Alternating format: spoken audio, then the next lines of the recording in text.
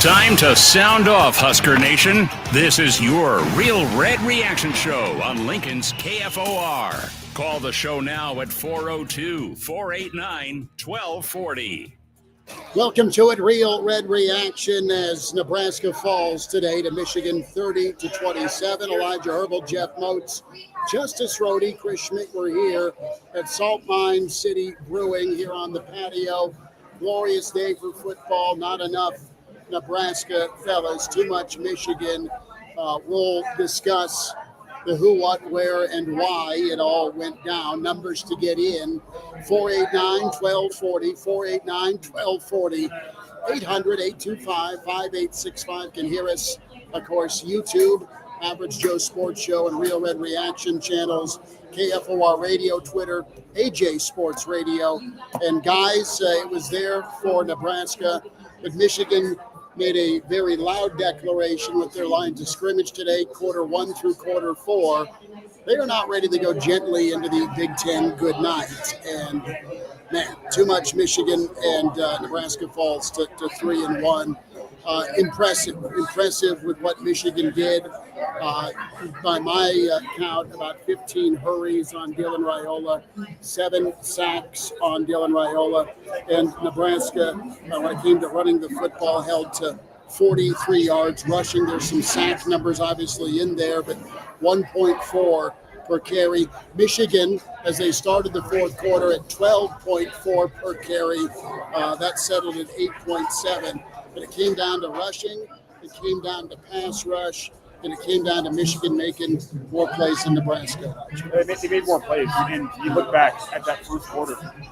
The decision to go for it on fourth down instead of taking 3 points, the missed field goal, which if you don't go for it on fourth, you probably don't get the good field position to set up the field goal. So I'll say you leave 3 points on the board. You could argue maybe left 6 points on the board. Either way, you're kicking yourself over that.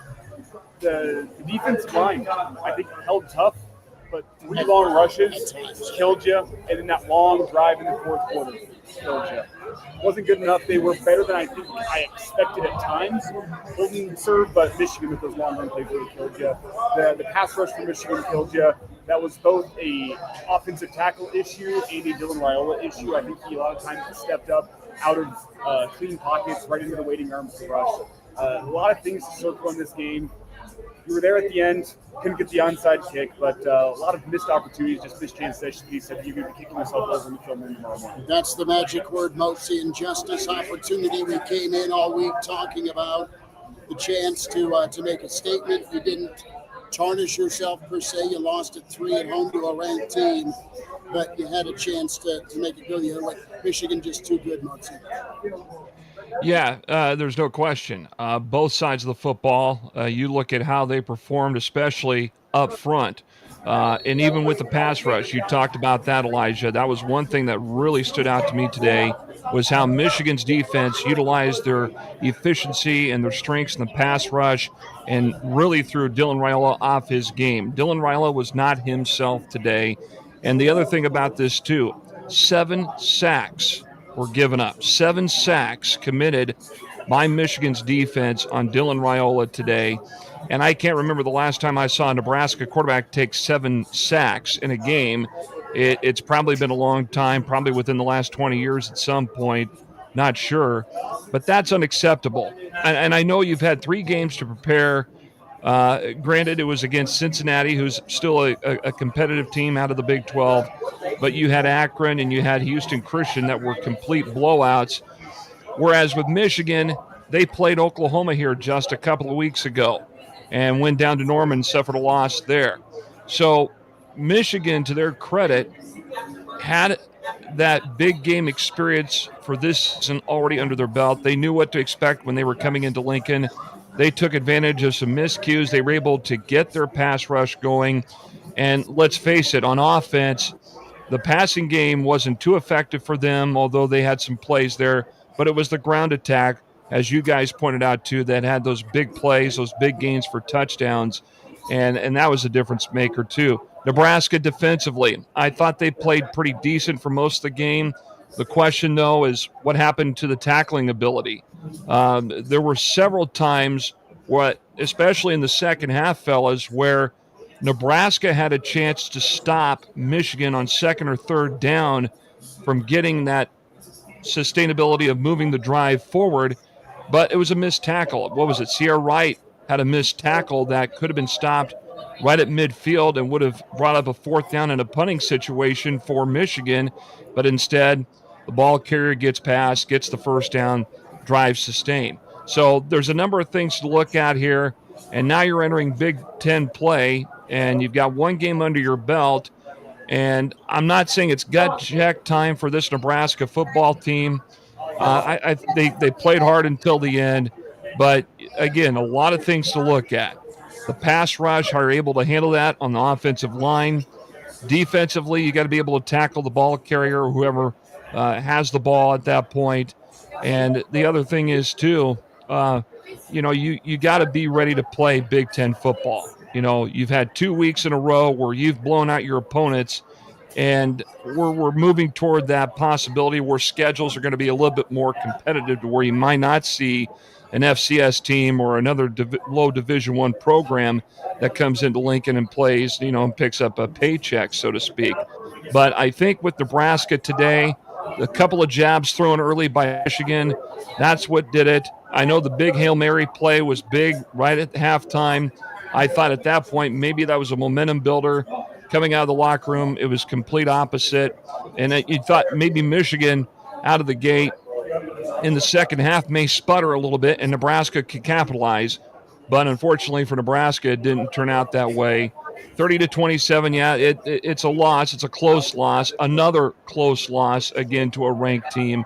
But now some things got to be retooled here. You go into a bye week now. You got Michigan State coming up here in 2 weeks. Time to retool, time to get things regrouped and refocus as you move forward through the Big Ten schedule. One of the things I'll say, I think from a lot of folks walking out of the stadium, it's disappointment, but it's not dejection. There were opportunities to go win that football game. Your offensive line is not good enough.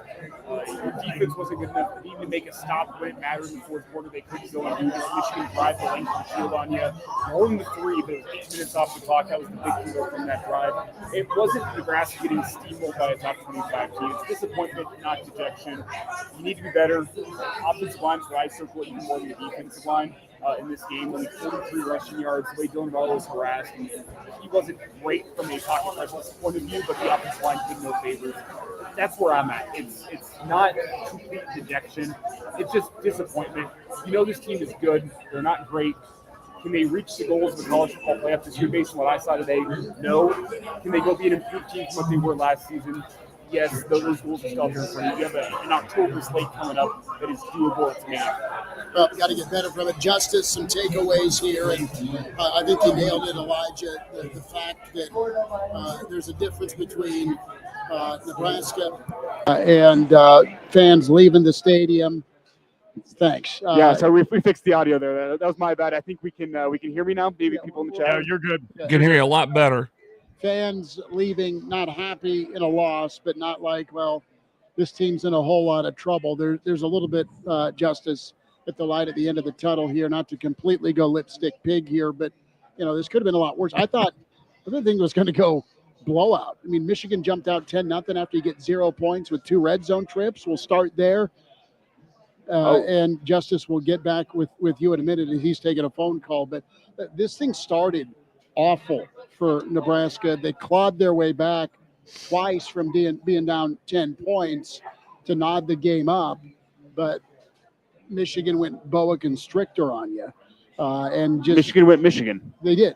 I mean, you had Underwood held. He didn't even throw for 100 yards. Didn't need to. He had a couple of plays, but push comes to shove. It was Haynes doing his thing. Justice, who's on the line?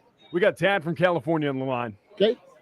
And Tad, thanks for calling Real Red Reaction, powered by Slim Chickens. Tad, what do you say? Well, I just want to reiterate what I've been saying all along. It's about recruiting. It's about getting ourselves a dual quarterback, because we're getting beat by those different things. I love Raiola, the way he can pass, but that makes us one-dimensional. We have to be able to run the football for 8 minutes down the field and take the time off the clock. It's about recruiting, and we need to get those athletic guys up front, and we need to really pound the offense and the defensive line. Thanks, boys. Tad, appreciate the phone call. Yep, Michigan on paper, better at acquiring talent over the years, 2 years removed from a national title than Nebraska. But, yeah, I mean, it showed up. Nebraska, it was tough sledding, man. I mean, when you say those words, what will stay burned into my mind is just how tough it was for Nebraska to run the football after that first drive. It was rough. You had long runs of 14 and 11 yards today. That first play from scrimmage, Emmett got off the left side for a nice gallop. And then, it was pretty much shut down. The dam was more concrete was poured, and you really couldn't get too much done between the tackles and outside. Michigan really, really solid. And the difference I saw in terms of running the football was Michigan's offensive line getting to second level, blocking linebackers. Go watch the long touchdowns, the exception of being the Underwood one. Which one? I said the touchdowns. Which one? Plural, which is unfortunate. But go watch how Michigan's offensive line gets to second and even third level on those touchdown runs. I mean, those running backs are going untouched through the line of scrimmage because the Michigan offensive line gets to second level. They get a hat on a hat. Everyone's accounted for. Just perfect execution by that Michigan offensive line compared to Nebraska's ability, particularly in the second half, for their offensive line to climb up to second level, to get hands on the backers and make things tough. Those Michigan linebackers, I think, pretty much 5 yards deep on that line of scrimmage, were free to roam and free to go make some hits. Kept Nebraska's running backs near the line of scrimmage. Justice, who's with us? We got Steve from Lincoln wants to give his 2 cents. Okay, Steve, thanks for calling. Welcome into Real Red Reaction, powered by Slim Chickens. Go ahead, Steve. Thanks for calling. Thank you, Chris. Thank you, Justin.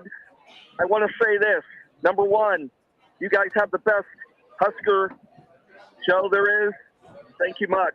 Now, number two, sometimes Nebraska needs indeed to take what is offered. And what was offered was 3 easy points very early in the first quarter. And oh my, how those points would have been so helpful at the end. That being the 3 points that we did not take. Sometimes Nebraska needs to forget the analytics, forget all of that math, and take what is given very early. What say you, Chris and Justice? Well, I say hindsight's wonderful, isn't it? And the execution of the play call, not to the coach's liking. Push comes to shove, you lose the toss, you get the football, you put a drive together, you got to get points. You got to get points, and you didn't. You started that second drive because of that fourth down stop at the Michigan 37. You get 0 points there from a missed field goal. You needed to be up at some point, 3-0, take the lead. You didn't. And I'm sure they're second guessing that right now as they lose by 3. But there were different ebbs and flows of the game. Nebraska dug such a big hole down 10-0 early. And, I mean, you got a bluebird with that incredible Hail Mary at the end of the half. Biff said, let me help you back out, Matt Rule, and not burn a timeout. And then Barney fought off 3 Michigan players at the goal line for that jump ball to somehow tie things at half. Yeah. Biff gifted you one there. Yeah. Biff gifted you the opportunity. Biff remembers the phone call. I mean, Michigan was gifting Nebraska opportunities to hang around with the clock management at the end of the half. You also have the unsportsmanlike conduct on third down and long that extended the drive. Michigan allowed Nebraska to hang around. Nebraska didn't take advantage of those opportunities. That's the story of the game. That's one of the things we talked about. First thing was Nebraska not taking advantage of the opportunities they had to go win this football game. Justice, chime in here, Big Cat. You've been answering phones and hanging tight. Yeah, guys, it's disappointing. There's a lot of questions that have to be asked, and there are a lot of questions that I don't think that we're ready to talk about, to be quite frank. I don't think we're ready to question the offensive play calling inside the red zone again. I don't think we're ready to question Matt Rule And, the aggressiveness on fourth down. I mean, the shovel pass on 4th down and 2. I'm not a huge fan of a shovel pass in general. I hate the fade route, brother, on second down. Yeah, the fade route, I mean, it's such a niche throw. Like, you have to be basically spot on if you get it up there. And if you try to, put it in the back pylon, it's a garbage can throw. I mean, you're trying to put it in the bucket basically in the back corner and just pray and get a 13%, successful outcome. Defensively, I mean, you got to really ask some questions. It's tough. You got to ask. 286 yards on the ground. I mean, we got to really sit here and ask, was Michigan right to be arrogant? They sit their head coach at home. They walk in here with a freshman 5-star quarterback with an experienced transfer from Alabama, offensive and defensive line, 6'5", 300 pounds across the board. And they say, you know what? Stop us. Stop us. We're Michigan men. We built this program. We've got 5-star talents across the board. Stop us, Nebraska, little brother Nebraska. Go ahead. We'll just push you around. We'll see if you can respond. They didn't have a great response, guys. I think Michigan was right to be arrogant in this game, and it's a really, really tough pill to swallow. But you have to have some questions moving forward. There were some positives.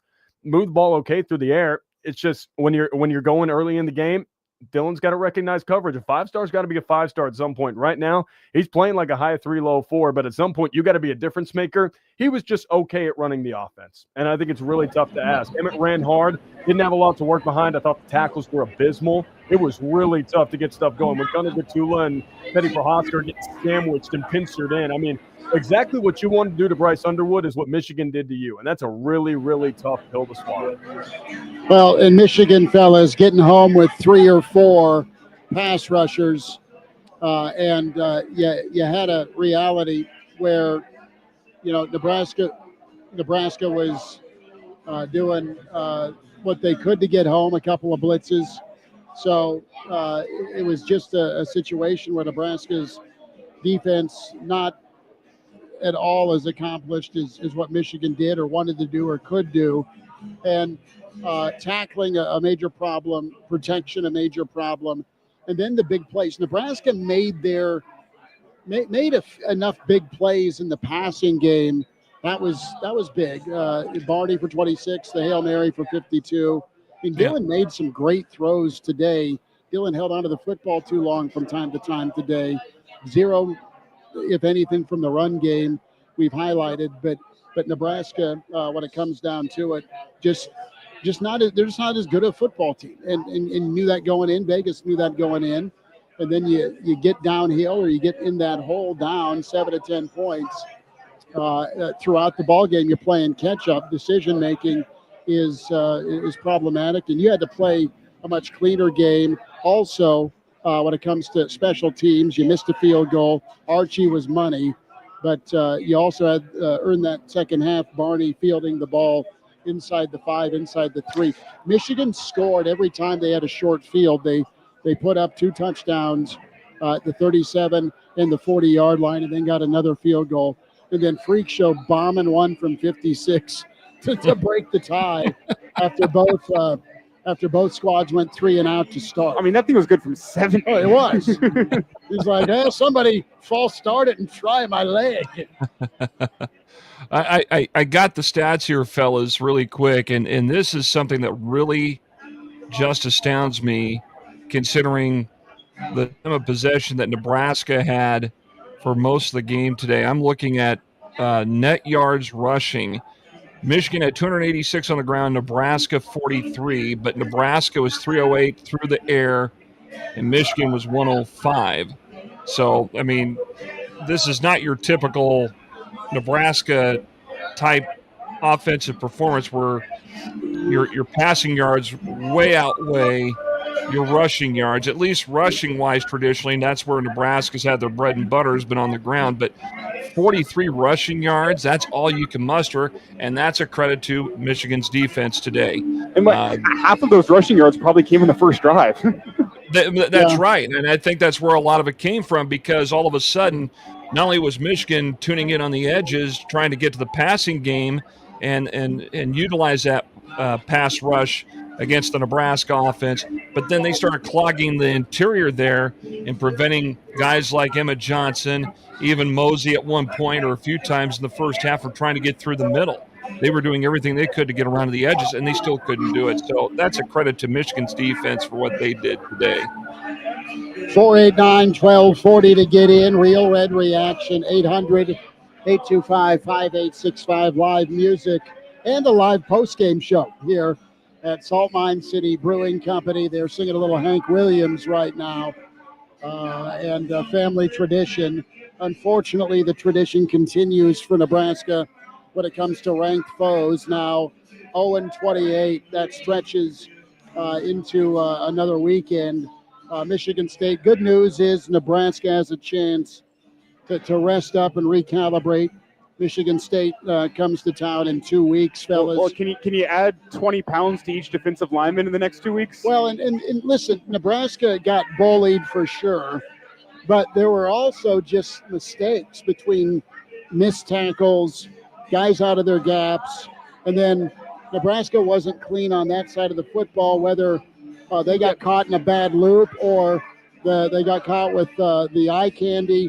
I mean, we're talking a 75-yard touchdown run, a 37-yard touchdown run, a 54-yard touchdown run, and then the field goals for Michigan. You got gashed on the big play, the explosives. And I know whenever people see a team run the ball for almost 300 yards, you're going to look at the defensive line and put the finger on them, and rightfully so.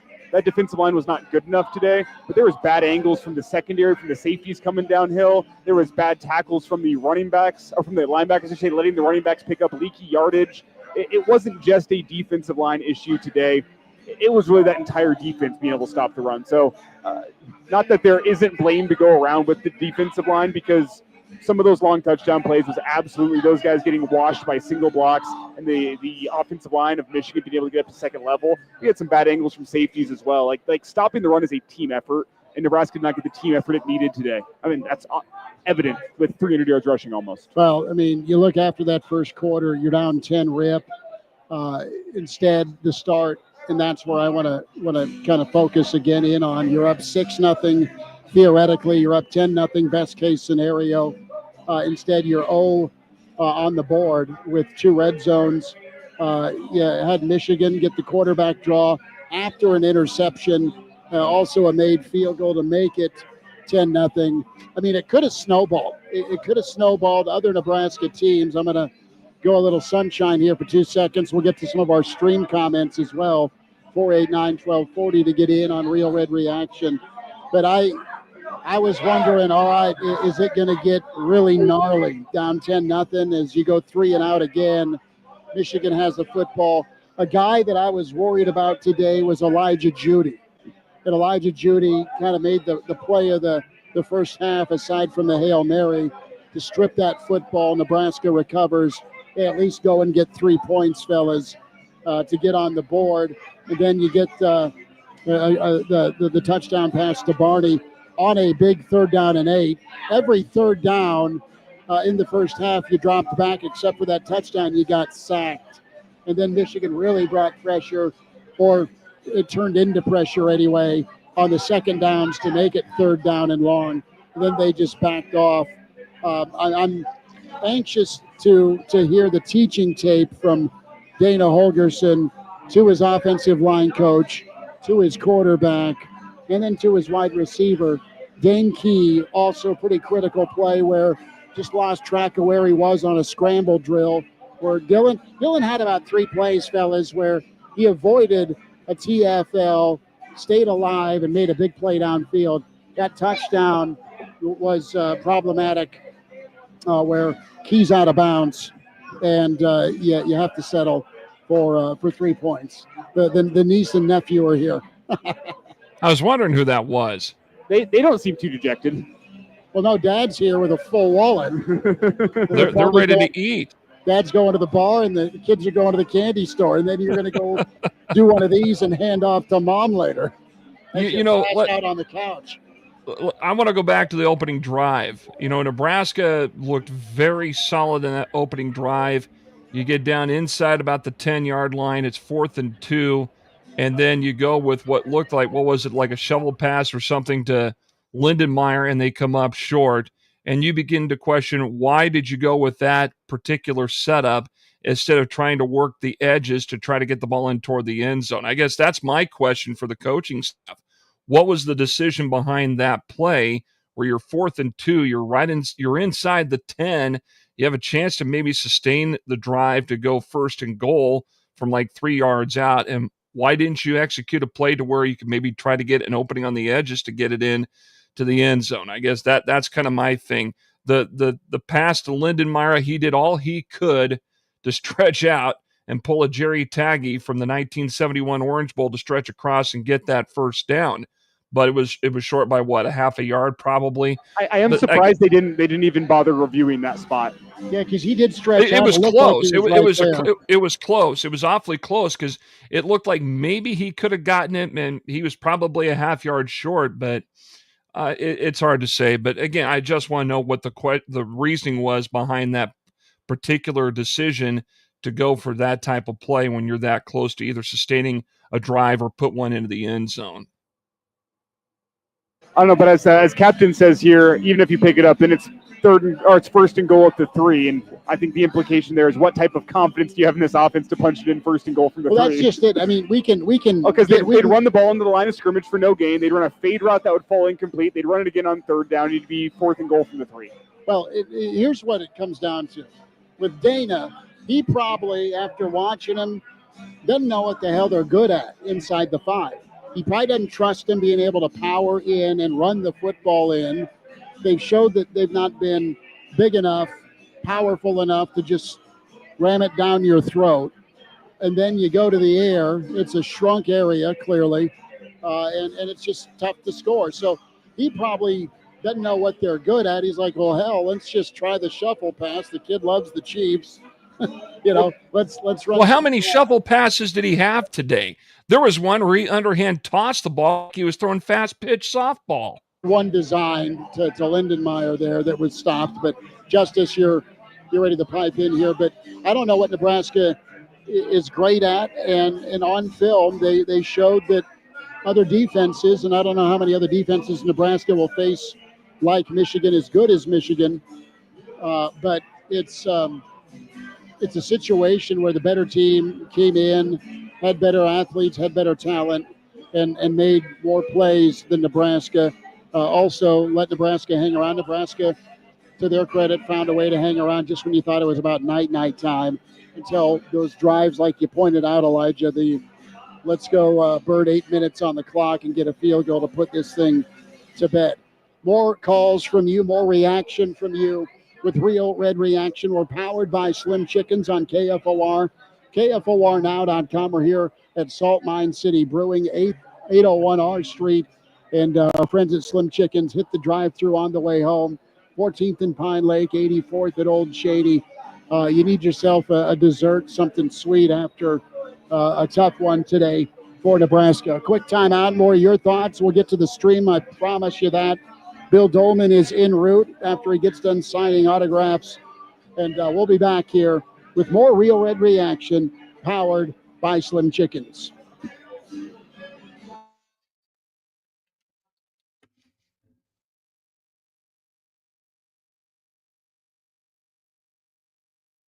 Dave's Heating and Air, Lincoln's local family-owned heating and air business. Dave's Heating and Air is Lincoln's professionals you can trust. Whether you need service, repairs, or a new system, Dave's is here for you. Dave's wants your home to feel comfortable and cozy. Get the peace of mind guarantee and call Dave's for your HVAC needs. Call me today at 402-480-3004 and talk with a professional. Dave's Heating and Air, doing whatever it takes. Progressive's teen driver discount could lower the cost of insurance for your teenager and save you some money. And then you can still spend money on them. Because just when you think you have a grasp on spending, new sneakers. And then it's money for a school field trip. And of course, spending money. Oh yeah, and a new phone to replace the one they dropped in the toilet. Oh, don't remind me. So just get Progressive's teen driver discount. And then you can continue to spend money on them endlessly. Progressive Casualty Insurance Company and affiliates. Discount not available in all states and subject to terms and conditions. More fiber and laxatives, eh? Who are you? I'm future you. Future me? Constipation with belly pain still coming back? Our doctor figured it out. It's irritable bowel syndrome with constipation, or IBS-C. and Linzess could help you get ahead of it. Linzess linaclotide is a prescription medicine that treats IBS-C in adults. It's not a laxative. It's a once-daily pill that helps you get ahead of your symptoms. It's proven to help you have more frequent and complete bowel movements and helps relieve overall abdominal symptoms, belly pain, discomfort, and bloating. These symptoms were studied in combination, not individually. Do not give Linzess to children less than 2. It may harm them. Do not take Linzess if you have a bowel blockage. Get immediate help if you develop unusual or severe stomach pain, especially with bloody or black stools. The most common side effect is diarrhea, sometimes severe. If it's severe, stop taking Linzess and call your doctor right away. Other side effects include gas, stomach area pain, and swelling. Talk to your doctor and say yes to Linzess. Learn more at linzess.com or call 1-800-LINZESS. You're great at protecting your data, but lots of places could still expose you to identity theft. If that happens, LifeLock gives you the U.S.-based restoration agent who will stick by your side from start to finish. Phone calls, filing documentation, preparing insurance claims. Your agent handles it all. In fact, they're so confident restoration is guaranteed or your money back. It's nice to have an expert like that on your side. Save up to 40% off your first year with promo code Beck at LifeLock.com. That's LifeLock.com. Terms apply. Cashback is not available on gas in New Jersey and Wisconsin. $5,000. That's the average amount of money people in the U.S. are now spending on gas in a year. $5,000. That's crazy. If you drive, you have to download Upside, the free app that gives you cash back every time you get gas. That's right. You can earn real cash back with Upside just by buying the gas you're already buying. You can literally start earning cash back today. I use Upside every time I fill up, and I've already made around $300. You're putting gas in your car anyway. Why not get real cash back? If you like free money, download Upside. I'm saving the cash I earn from using Upside to help pay for a vacation later this year. Download the free Upside app now to earn cash back every time you buy gas. Use promo code PARTY5 to get up to a $5 bonus on your first tank. You can cash out anytime right to your bank, PayPal, or a gift card for Amazon and other brands. Just download the free Upside app and use promo code PARTY5 to get up to a $5 bonus on your first tank. That's code PARTY5 to get up to a $5 bonus on your first tank. If you have unfiled taxes or are in debt to the IRS, this is important news. Did you know the IRS has programs specifically designed to help people struggling with tax debt? Powerful tax assistance programs that can save you thousands if you qualify. No one knows these programs better than the experts at Optima Tax Relief, America's most trusted tax resolution firm. A+ rated by the Better Business Bureau, their award-winning tax attorneys and licensed professionals have resolved over $1 billion of tax debt for their clients. One call to Optima can start the process, helping to put an end to your worries about wage garnishment, asset seizure, and other aggressive IRS actions. Find the best options to solve your tax problems. Call the experts at Optima Tax Relief today for a free consultation. Call 800-936-9033. 800 This is the Real Red Reaction Show. Phones are open now. 402-489-1240. Uncle Andy is bringing reinforcements.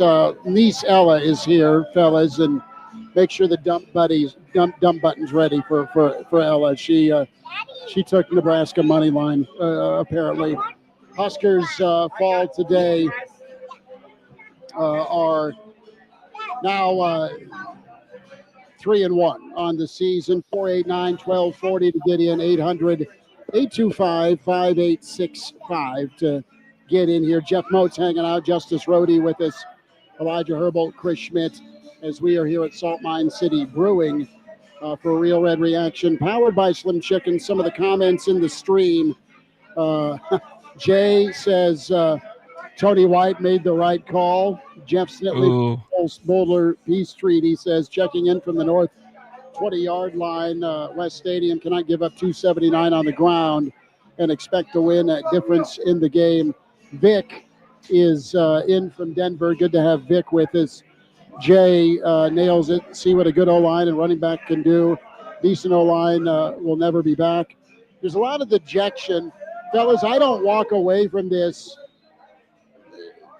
ready to punt on the team or the season. If they would have found a way, that would have been Michigan scratching their head walking out of this because they're the better football team on the lines right now. The problem is you don't want this team in year 3 to be at the learning how to win points. You thought you crossed that bridge last year. You thought you crossed that bridge against Cincinnati at Arrowhead, learning how to go win a close football game. Sure. Well, was Michigan the better football team on the lines of scrimmage? I would say yes. That is how you win Big Ten football games. But Nebraska had opportunities to go win that football game, and they let those opportunities slip away from them. That's the frustrating thing. I'm with you. I'm not dejected. I'm disappointed. But you can't be at year 3 of a rebuild after what you saw last year, what you saw at Arrowhead. There's the 7.5 season ceiling. And still be walking away from this game saying, well, they're still learning how to win. You can't be there in year 3. Well, and push comes to shove, you just get beat by a better team. Nebraska needed to play and have that margin for error be a little more kind. And if you're able to run the football and give your quarterback more time, who knows? Better team, I guess, in the Big Ten. They had the better lines of scrimmage. Yeah, you do. And that's frustrating whenever you in Nebraska, I mean, for decades, Nebraska was built on lines of scrimmage play. Michigan was better there. That's frustrating. I would agree. Mozi, you look at this, and I mean, the comments here, you got Eric saying just another day being embarrassed on national TV. I don't put this in the embarrassment category. I think he just got beat up. Russell says too many sacks. Absolutely. Yep. Transfer Madness says dang. And Tyler also checks in here and says, well, it went just as Vegas thought it would. Only thing is maybe take the 3 back in the first possession. You'll find us here. We got a Bill Dolman sighting. We'll see if he makes it. Believe it or not, Bill's wandering in traffic. No, but you know what? To your point, Schmitty, I don't think it was a complete embarrassment. No. Because you didn't get blown out at home. Did you get blown out on certain plays of the game? Yes, you got blown out because there were big gains downfield. I think that's like the only few embarrassments out of anything today, aside from the 7 sacks as well, that I thought Nebraska put forth. But I really think if you lost this game by 3 points, you would say, okay, that's, I suppose it's acceptable, but not completely, simply because the first possession of the game, you probably should have took the points.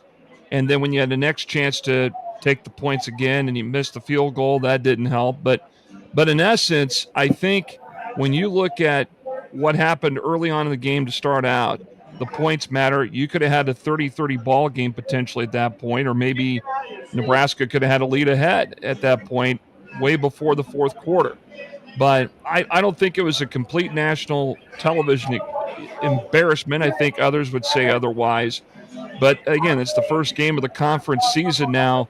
Now, if this happened, let's say, late October, early November, then I would say, yeah, you got embarrassed. But, again, it's the first game of the season in conference play. But there's a lot of things they need to work on. There's still a lot of things they got to do when they go back to the drawing board. You got a week now off from competition to where you can go back and look over the tape from today's game in particular and point out what went wrong. There's a lot of things you can point out. But I think with Michigan State coming to town here, Michigan State's no slouch. They're a very good football team too. You're a tremendous slouch. Don't sell yourself short, Judge.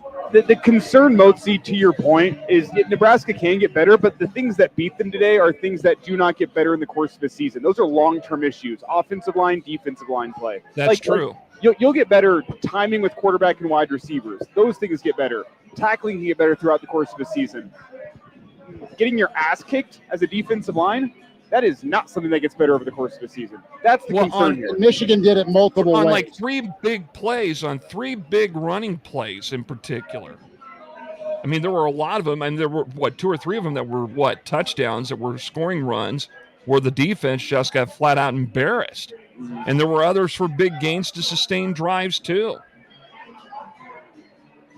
So CK Cash 26 chimes in here. Good game. The Michigan season's not over.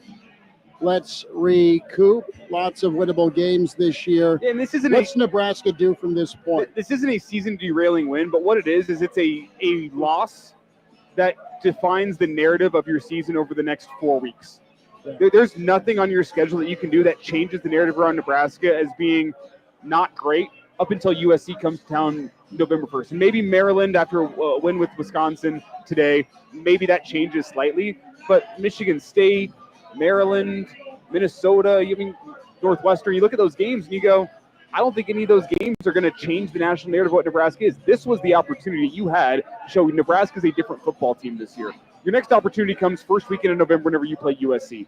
That's a long month of, Nebraska's not good. They couldn't win the big one. They still haven't beaten a top 25 team since 2016. None of those narratives change up until November, and that's the disappointing part of this football game. Well, today. unless Sparty does you a solid tonight and beats USC and comes in ranked. I'll believe it when I see it. Sure. Right. Sure. Justice is contemplating who's going to say the wrong thing to him tonight at the bar later. 489-1240, 489-1240 to get in. Slim Chickens powering Real Red Reaction. The Pride of Fairbury is here. Say something to me.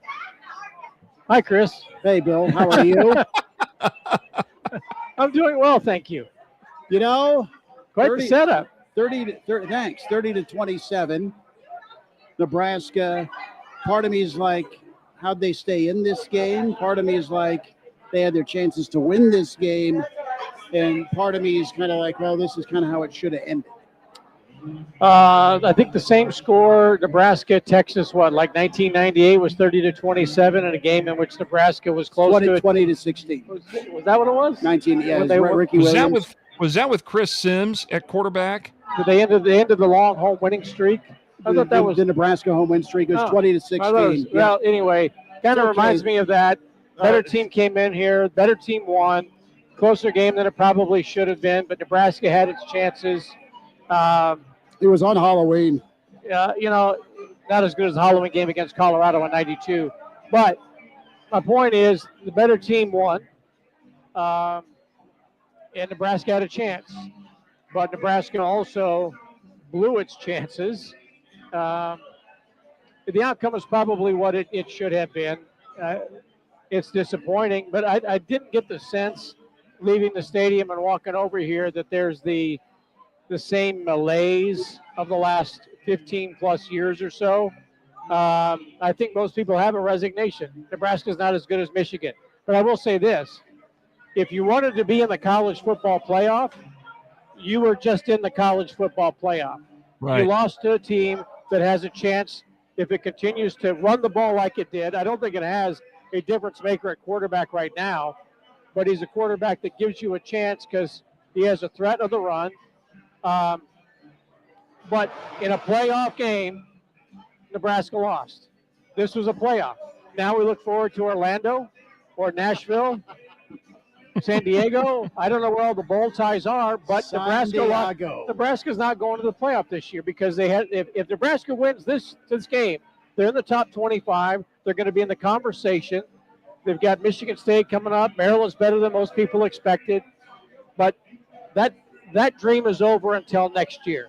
Nebraska will be back in a playoff conversation next year because it'll have a veteran quarterback. They'll also have a good college quarterback who can both run and pass. But that's a story for another subject, I guess. But if you want to win in college football, you have to have a quarterback that can run. I think Dylan Raiola is going to be a great pro quarterback. Well, I think if you want to win at the college football level, you need an offensive line that can get a yard of push whenever you 100%. Hey, listen. I was listening to your show. I think it was a Friday, like around 5:00, and you had a guest that just nailed it. You got to score from inside the 5. You can't miss tackles, and you can't let Michigan go for double-digit runs in the second half like Cincinnati did. I'm not sure who that is. I think you ought to have him on maybe every week. Was that Claus? But may have been Claus. It's Clausburg. No, it wasn't him because that's another story for another time. But Technical difficulties. Look. First drive of the game, Nebraska had a creative offense. It was fun to watch. It was a little bit lucky. Look, he improvised, but they got inside the 5, and I think everybody's like, yeah, go for it. Why not? But, again, the play calls were exactly what that guy was talking about. You're going to throw, you're going to run, you're going to throw, and then you're going to probably kick it. Nope, you're going to go for it. Okay, yeah, make a statement. I don't begrudge him for going for it at the beginning of the game like that. Call. Well, no question about it. Nebraska still can't score from the 5. Call here. Can't run it, and if he holds it for more than 2 seconds, he's a dead man. So right. Shovel pass. Well, yeah. So how about maybe a running quarterback is another threat? There's an offensive threat inside the 5 that Nebraska does not have. And that's something that Dylan Raiola has not proven that he can do, is being that quarterback that can run the ball inside the 10 or 5-yard line when they're down to a 4-2 situation and can take it in for 6. I think I think you're right on spot there, Bill.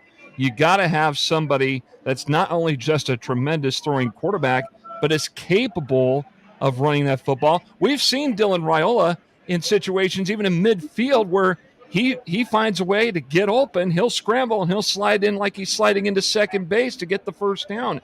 Why can't he improvise and do that if a play is broken up? It's designed for him. He did a great job. I'll say this, and folks are ready to fire the arrows at everything and everyone. And I get you're ticked off about the loss, but as many times as he held, not as many, but he held the ball too long today.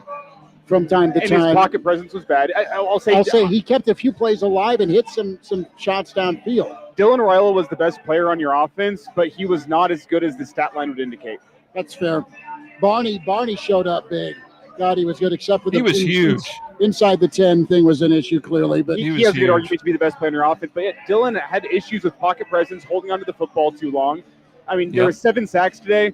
I think I can squarely put 3 on him, of either running into pressure or just not getting the ball out when the internal timer went off. And there's another one that was kind of iffy. Did the offensive line do him any favors? Absolutely freaking not. But you got to be better as a quarterback, knowing that Michigan's been getting after you with 4. When that internal clock goes off, airmail it to a guy on the sideline. Receiver in the area, get out of bounds, live to fight another day. That's the one thing you don't see with Dylan Raiola, is that live to fight another day nature. And he's a young quarterback still, but it's in year 2. You expect improvement in that regard from year 1, and I don't think I've seen that. 489-1240, 489-1240 to get in here. And I think your brother here, Schmitty, nails it. The loss is not on Dylan. He held the ball too long sometimes, but 75% completion, some pretty good throws. That he was not as good as the stat line says, but he's not the reason he loses. Look, okay. Remember the halftime of the Akron game, and Matt Rule got up and gave, if we die, we die, part 2. They don't respect you. They don't respect you. Clearly, Michigan did not respect Nebraska. They didn't respect Nebraska's offensive line because they just continued to put pressure. They didn't respect Dylan Raiola's ability to get away from pressure. So the same speech applies, and it was accurate. They knew that if they put pressure on Nebraska from the outside, that the tackles were not going to be able to withstand the pressure, and if you got close, the play was over. He didn't get rocked on sacks. He collapsed as the sack was approaching. So that same speech applies. Michigan did not respect Nebraska's offensive line, really not Nebraska's defensive line, but that was no shock. Neither did they never have, to be honest with you. But they thought if we can put pressure on him, he'll go down. And they did, and that's what happened. And I'll tell you, the second half and the latter stages of the fourth quarter reminded me a lot of Nebraska-Illinois a year ago. When the pressure got on, it was 3 and out, it was punt, and and Michigan was as confident as Brett Bielema and the Illini were in the fourth quarter last year, that overtime loss. Let's be honest. I know you put up 10 points in the fourth quarter. It looks better. It looks closer than the game was. But when push came to shove, Nebraska's offense did nothing in the second half. They got gifted that 15-yard taunting penalty that got them the 3 points. And then you had the drive. How we doing? Michigan fan. He's in a good mood. He's in a great Rightfully mood. so. Nice to see you. He was a good fan. He buy us beverages. But anyway. That's what we say out in Havelock, Bill. Crawford's better than Tommy Hearns. Wow. We say that out in Havelock, Bill. Well, we might see you later, Motzi. Is this a game, guys? And I don't want to be too dramatic here. Is this a game that puts Donnie Raiola on the hot seat a little bit? Well, how long's nephew playing quarterback? Well, he's getting his nephew killed right now. Well, so is Dad gonna have a bar fight with his little brother or no? I mean, I'm serious. I mean, Thanksgiving this year is going to be awkward. Especially if there's 8 sacks against Iowa. You're not sitting here. You're sitting at the kids' table. They'll go bare knuckle fighting like Philo Bettel. That's what they'll do. Neither will win, but both will perish. I mean, it will be one of those. It will be like the mountain versus the snake. No, wait. Mountain versus his brother, the Hound. Yeah. Okay. In Game of Thrones. Yeah, I know you're going to. Yeah, the Hound versus the Mountain. That's how that would go. And Bill's like, nerd alert. No. But is this? Am I being too dramatic here? You're in Coach Raio's in year 4. You've had time to let your brisket go in the smoker. We've used that as a comparison to the offensive line. And you overcooked it today. I don't know if you've overcooked it. Not overcooked. You've been cooking it too hot. You've been cooking it too cold. It ain't right. You'd expect more development or after 4 years of the same position coach in a unit. Maybe you went to the wrong store. You expect better pass protection. You expect better run blocking. They only ran the ball for 43 yards? How many rushing attempts? Yeah. It was 31 rushing attempts for 43 yards. Dana tried to be balanced. It's not like he didn't try running the football. 31 rushes for 43 yards, just over a yard a carry. That's horrific. That sack yard. What did he lose today? That is also fair. That's going to factor in. Let's check the personnel stats. The point is Emmett was that second half, dude. He had maybe a long of 6. Yeah. Let's see. Dylan Raiola, 7 rushes, negative 49 yards. That hurts your rushing numbers. But you're still only not even at 100 on 31 attempts. Emmett was 19 of 65. Mekhi Nelson, 3 carries, 19 yards. That gets you up to 84. And then Ja'Cory Barney, 1 for 7. Well, and let's be honest, the backup running backs behind that. I mean, Emmett tried to get yak yards. Michigan did get yak yards after contact, but that's yards after catch. The after contact yards, what I'm saying. But what you have is Nelson, a couple of carries, had 1 good run. You saw nothing from Ives. You had no counter with a big back to try and go body punch. I mean, this is awkward to say, and it's been that way for a long time, but you are deficient at running back behind Emmett Johnson. And you might be deficient at running back and running the football because Minnesota, Michigan State, I mean, it's going to be hell to pay moving forward. And I don't know where Michigan's defense ranks comparatively to what they'll see the rest of the year, but it's still really good, I think. Colin Cowherd tweeting out, I've been waiting for Nebraska to be special again for a long time. That was kind of the hope and the vibe going in. And Nebraska is not enough today to be special. No, Michigan's better. I said it when I got here, and it was obvious. But Nebraska gave itself a chance, and I think people can sense. Look, on the positive, Michigan ran Nebraska out of its own building 45-7, and I think to a certain extent that Nebraska is probably 10 points to the shy of Michigan at this point.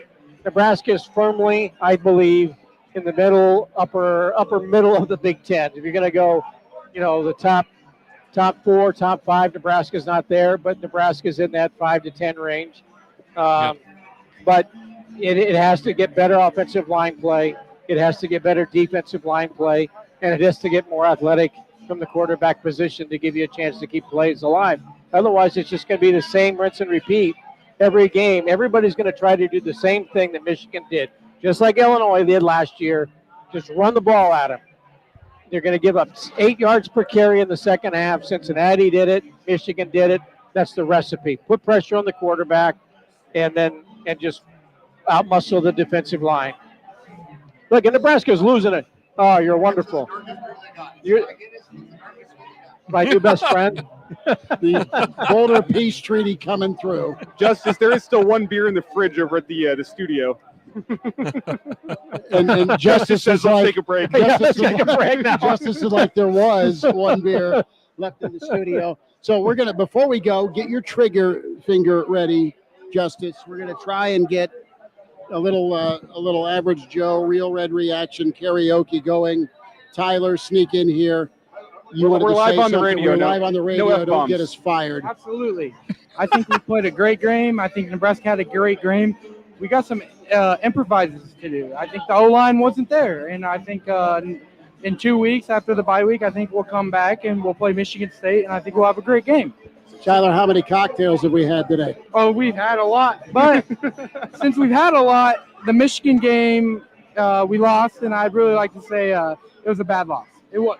Tyler, thanks for tuning in, brother. Absolutely, brother. You guys have a great night, and always go Huskers.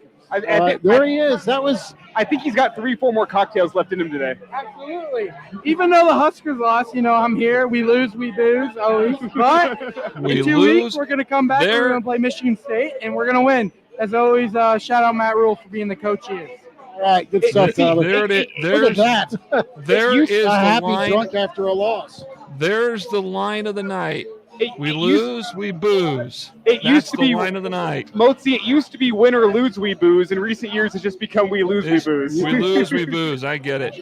Fellas, Justice is going to break his chains again, sloth style, if we don't go to break. Before we do that, Motzi, this is your final moment with us here on the Real Red Reaction Show. Any final thoughts for us? just some final thoughts. You got to improve your pass protection. You got to be able to get your offensive line in tune and ready to go as you move forward. You got an extra week to do that before Michigan State. Defensively, you got to be able to make tackles. And if you're not making tackles, you're going to see a lot of what happened with Michigan today occur, especially when you go up against teams like Michigan State and Minnesota moving forward, fellas. Enjoy your weekend. Have a good sports weekend. We'll talk to you again soon. Motzi, we'll see you in Havelock. There he is. Jeff Moats with us, Justice Rohde in studio, Elijah Herbal Christian at the Pride of Fairberries, Bill Dolman. Real Red Reaction, powered by Slim Chickens here at Salt Mine City Brewing here out on the patio. For post-game, a quick timeout. We'll hear from Matt Rule on the way when we come back here on KFOR, KFORnow.com. Hi, this is Dave with Dave's Heating and Air, Lincoln's local family-owned heating and air business. Dave's Heating and Air is Lincoln's professionals you can trust. Whether you need service, repairs, or a new system, Dave's is here for you. Dave's wants your home to feel comfortable and cozy. Get the peace of mind. Lincoln's local news, talk, sports, and weather station. FM 101.5, 1240 AM, KFOR, and KFRX HD3. Lincoln, FM 101.5, 1240 AM, KFOR.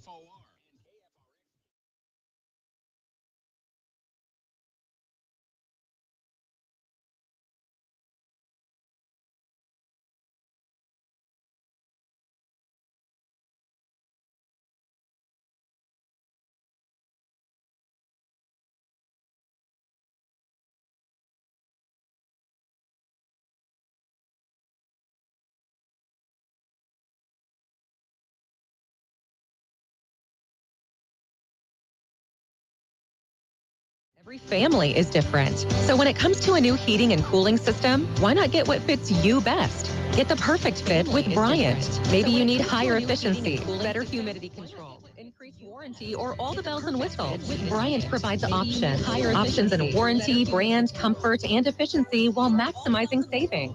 Call 467-1111 or visit BryantLincoln.com. Bryant Air Conditioning, Heating, Electrical, and Plumbing. We do whatever it takes. Make hauling easy with the MWC Park Can Easy Dump. This satellite dumper goes where big garbage trucks can't and can haul everything from trash to yard waste to recycling. The fully automatic Easy Easy Dump fits in the back of a standard pickup truck, so there's no need for a CDL license. Perfect for alleys, gated communities, condos, parks, anywhere. Come see the Easy Dump yourself at MWC Can in Lincoln, or go to MWC-can.com today.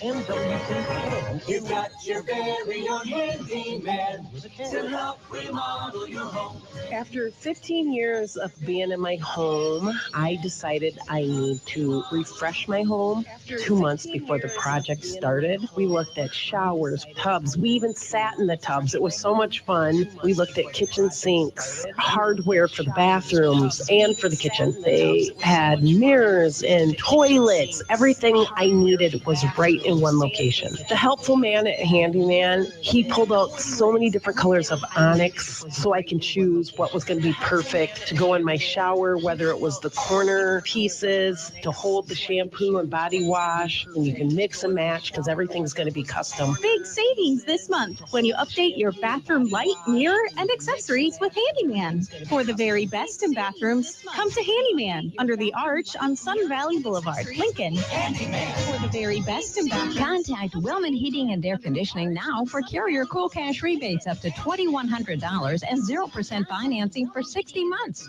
Combined with the new LES City and federal tax credits, the incentives really add up.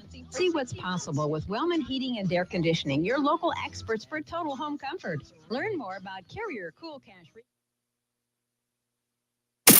Get your thoughts on now. The Real Red Reaction Show is unfiltered at KFOR. We continue on Real Red Reaction. We're powered by Slim Chickens, 14th and Pine Lake, 84th and Old Shady. That's Elijah Herbal, Justice Rohde, Chris Schmidt. The Pride of Fairbury is Bill Dolman.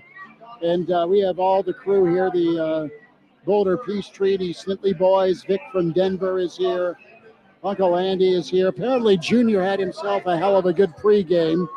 And my wife found 2 door signs that she didn't feel like taking home. So it's not quite taking your, and we do this because we love our wives, but I know I love my wife. When she asks you to hold her purse, you say yes because you're comfortable in your situation. Well, I'm going to be a man. Correct me if I'm wrong here. You said because we love our wives. I believe you are the only married man on this post-game show. It's fine. My point is I'm saying generally for the audience. But I have 2 door signs, but I'm going to give away to the next Michigan fan. No. I see that. I don't know what she spent on, but she didn't take them with to any of the tailgates. She just left them and then called me at halftime. Not, oh, what a game. Oh, what about the Hail Mary? Oh, drinks were fun. It's like, well, I didn't go get my signs.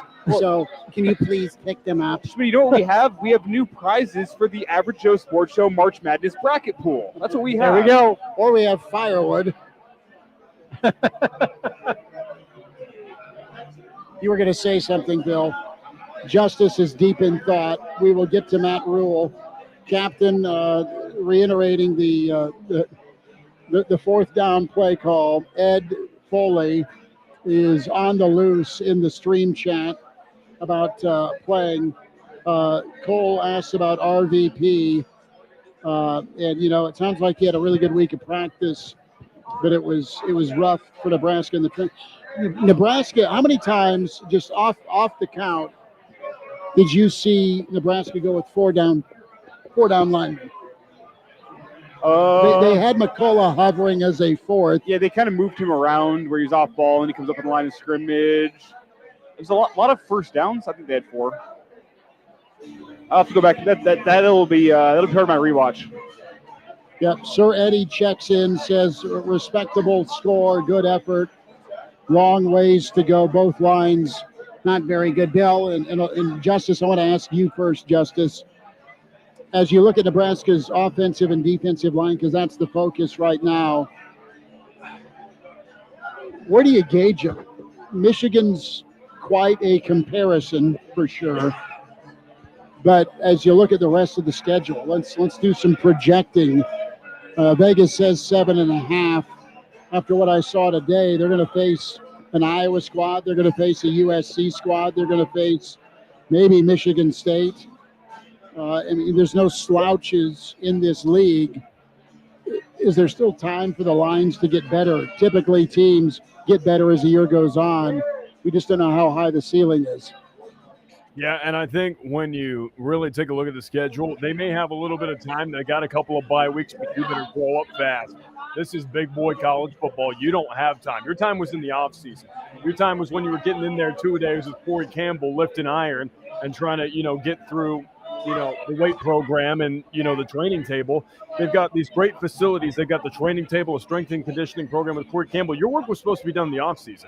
It's not completely over, but you really have to mature fast because Penn State, is going to replenish that defensive line. That's a monster you got to run into. USC bought and paid for a defensive line that has been getting after it. Maryland's gotten much improved along the trenches. Iowa, we know, is going to be good in the trenches. They showed that against Rutgers at points where their talent just flashed. Michigan State's got a pretty darn good defensive line. If you want to get better at the line of scrimmage, you want to start moving bodies, you got to grow up pretty quickly. You got a bye week, and then you got to get rolling because otherwise life's going to hit you fast, and you're going to be looking at a 7 or 8 win ball club because if you can't stop the run, if you can't move guys off the line of scrimmage in the run game offensively, you're going to have a long, long way to go being a one-dimensional football team on both sides. And the book is out on how to beat Nebraska. It's run the damn ball early and often. Yeah. When we talk about Nebraska's secondary, they've been great. I mean, 105 yards allowed today is the most they've allowed all season. Or maybe it's because the other team watches film and says our best chance to beat Nebraska is running the football. Well, and same thing for Michigan today. I mean, they only threw for 84 yards. I'm seeing 105. Well, okay, forgive me, 105, but still that's not – how many pass attempts, 22? 22. They're 12 to 22, 105 yards. They didn't have to threaten. They could live. Long pass was 16-yard completion. Right. Look, now do you understand why I hate recruiting with every fiber of my being?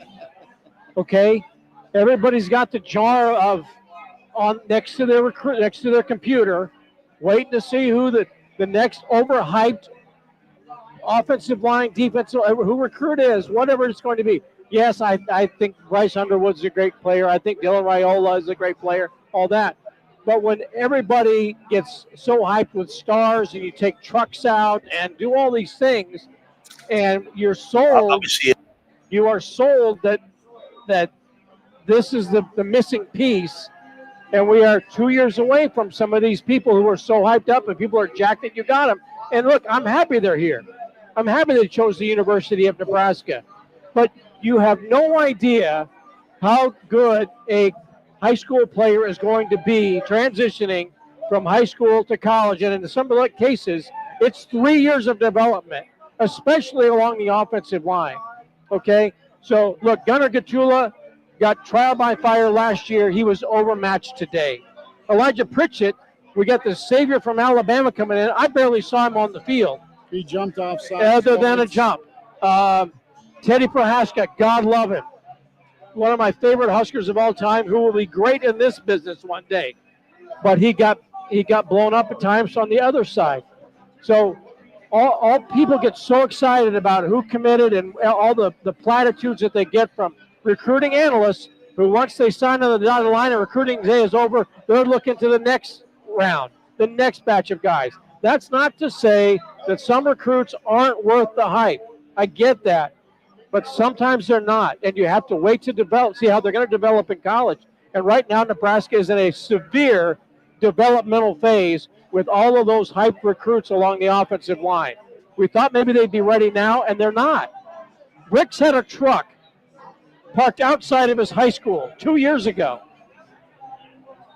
Okay? I'm not saying he's not going to be a great player next year and another year. But those young guys were not ready day one, and that's not going to happen on the offensive line. Let's hear a little bit from Matt Rule right now.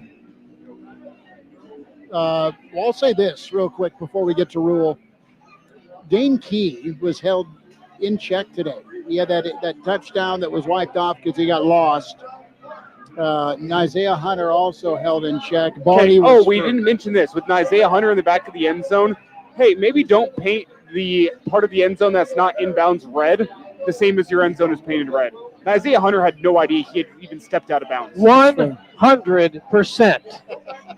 We saw it last year. What game was that? Was that Purdue? Where the receiver didn't know he stepped out of bounds because the past the sideline was black, the end zone was black. Same thing happened today with Isaiah Hunter. He had no idea he had stepped out of bounds because you have a 6-inch white line on the field, and then it's red beyond that. Thank you. It confused the wide receiver. It's a stupid idea. Why is the area that is not the red zone also painted the exact same color as the red zone? I 100% agree. That's a mistake. That's on your administration. That is on your administration. Maybe they might have gotten a deal on extra red. They had to do something with it. They'll throw it in with a tree. Eastern Washington doesn't want red carpet anymore, so you can have it. Well, it'll be natural grass next year, and they can just change the paint every single week. Well, we were wondering if we'd see Latif or Harburg in the red zone. And, we didn't. You saw Harburg catch a touchdown. Good for him. But and Gray Woman 79 says, this is upsetting. Thought we were past this. So many sacks. It was pathetic. Ryan John checking in. I have a question. Will we ever win a top 25 game again? Asking for a friend who's drinking away. No, it's not going to happen. Ever. It's got to, doesn't it? At some point. Okay. Nebraska will probably win in the Happy Valley. Sure. Almost won at Ohio State last year. Don't ask me about Happy Valley. I'm worried about Michigan for now. And then I'm worried about enjoying my bye week. Hopefully the team doesn't enjoy theirs. That's no offense to them, but they need to get better along the lines of scrimmage. I hope it is a week of work coming up to this Husker football team, but don't ask me about November just yet. All right. As promised, let's hear from Matt Rule, his post game, as you're with us here on KFOR, KFORnow.com. It's Real Red Reaction, powered by Slim Chickens. Let's hear from the head man after a 30-27 loss. Obviously, a disappointing loss for us. One in which, if we're smart about it, we can hopefully learn a lot about ourselves and about where we need to improve, where we're headed. Credit to them; they made the plays they needed to make. We certainly had our chances. We had to start off with a great drive, and they stopped us on 4th and short, and got the ball back with great position. Missed a field goal, and then battled back. Made it, as you guys know, made it even at halftime, and field was tilted against us in the second half. They made a long 56-yard field goal, which ended up being the difference in the game, and battled back. That last third, the third down was not the last one, the second to last one. We had several chances to get off the field, 3rd and 16, I think 3rd and 14, whatever it was, 3rd and 15, couldn't make the plays, and so long stretches of that game where we couldn't protect. And number one, I thought for them was magnificent.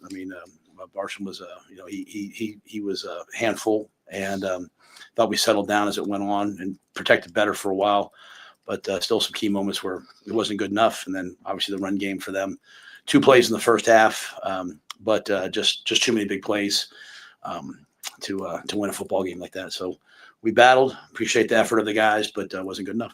You feel like their physicality was a factor on the last drive with the 3 third down conversions that they had worn your defense down a bit? No, we just missed a tackle, right? They throw a screen.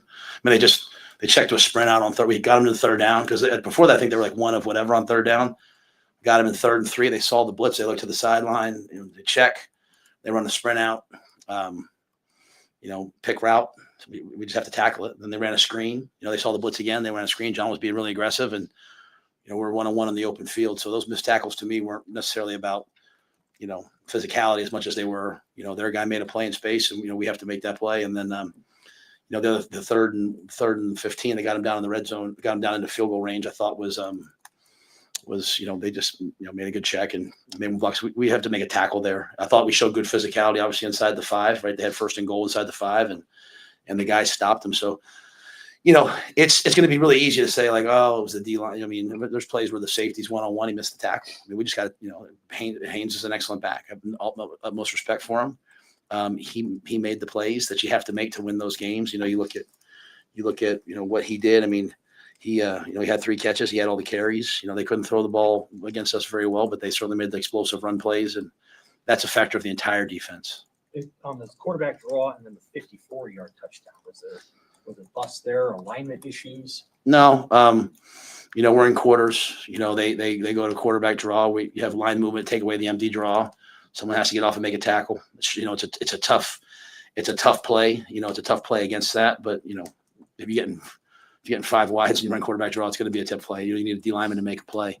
We're going to have to, as a team, get past and I think they have. I mean, I'm not saying anything about our team, but we're going to have to get past the perfect call world. It's like you have a call, there's going to be stress on someone, they're going to have to make a play, and then the long run. We ran some line movement, they blocked it, the ball gets to the safety, it's quarters, you have a fit safety. We just didn't make the tackle. So that's those defenses. You have to make that play on those defenses, and just 22 played well. And talk about wanting to learn in the next week. You can learn a lot from this game. What do you feel like your offensive line can learn, not only in pass protection, but maybe in some of the run blocking moments today? Yeah, I didn't have a ton of issues with the run blocking. I mean, there's a couple times we checked to some runs, or we started going into a lot of RPOs in the game, and they had a hard time defending some of the passes when they had us give the run. I mean, there were some ones that split. There obviously were some ones that didn't, and so you're kind of hitting your head up against the wall for 1 or 2 games. But I don't know that I can say much about the run game yet without really watching it. It would just be reactionary. In pass pro, I thought there were times where we just gave them too much credit. We're backing up, we're catching them, like, what are we going to do? And just not really being super physical, and not from a physical, like not trying to be physical, but just, not challenging it. And then all of a sudden we went on long stretches where we weren't, where we did protect. And then in the second half, I think some of that went away. So, they pressured us, they brought blitzes. They challenged our running backs. That's what they're good at. And, we knew going in the game, it would be about stopping the run and our ability to pass protect, getting to their quarterback. We got to their quarterback a couple times, but just couldn't get into third long enough. At the end of the half, just the decision to throw the Hail Mary, was that the plan, or did it just kind of play out that way? Well, it wasn't necessarily the plan. It was second and long. So, the last thing I wanted to do was give them the ball back. Right. So, I let the clock run down, I think, to 25 seconds and called timeout so that we could run a third down play. Third down play didn't work out quite what we wanted, right? So I anticipated them calling timeout and trying to make us punt. Luckily for us, our punter's, pretty good at getting outside the pocket, so I wasn't worried about a block, but I anticipated them calling timeout with 12 or 13 seconds and trying to block the punt.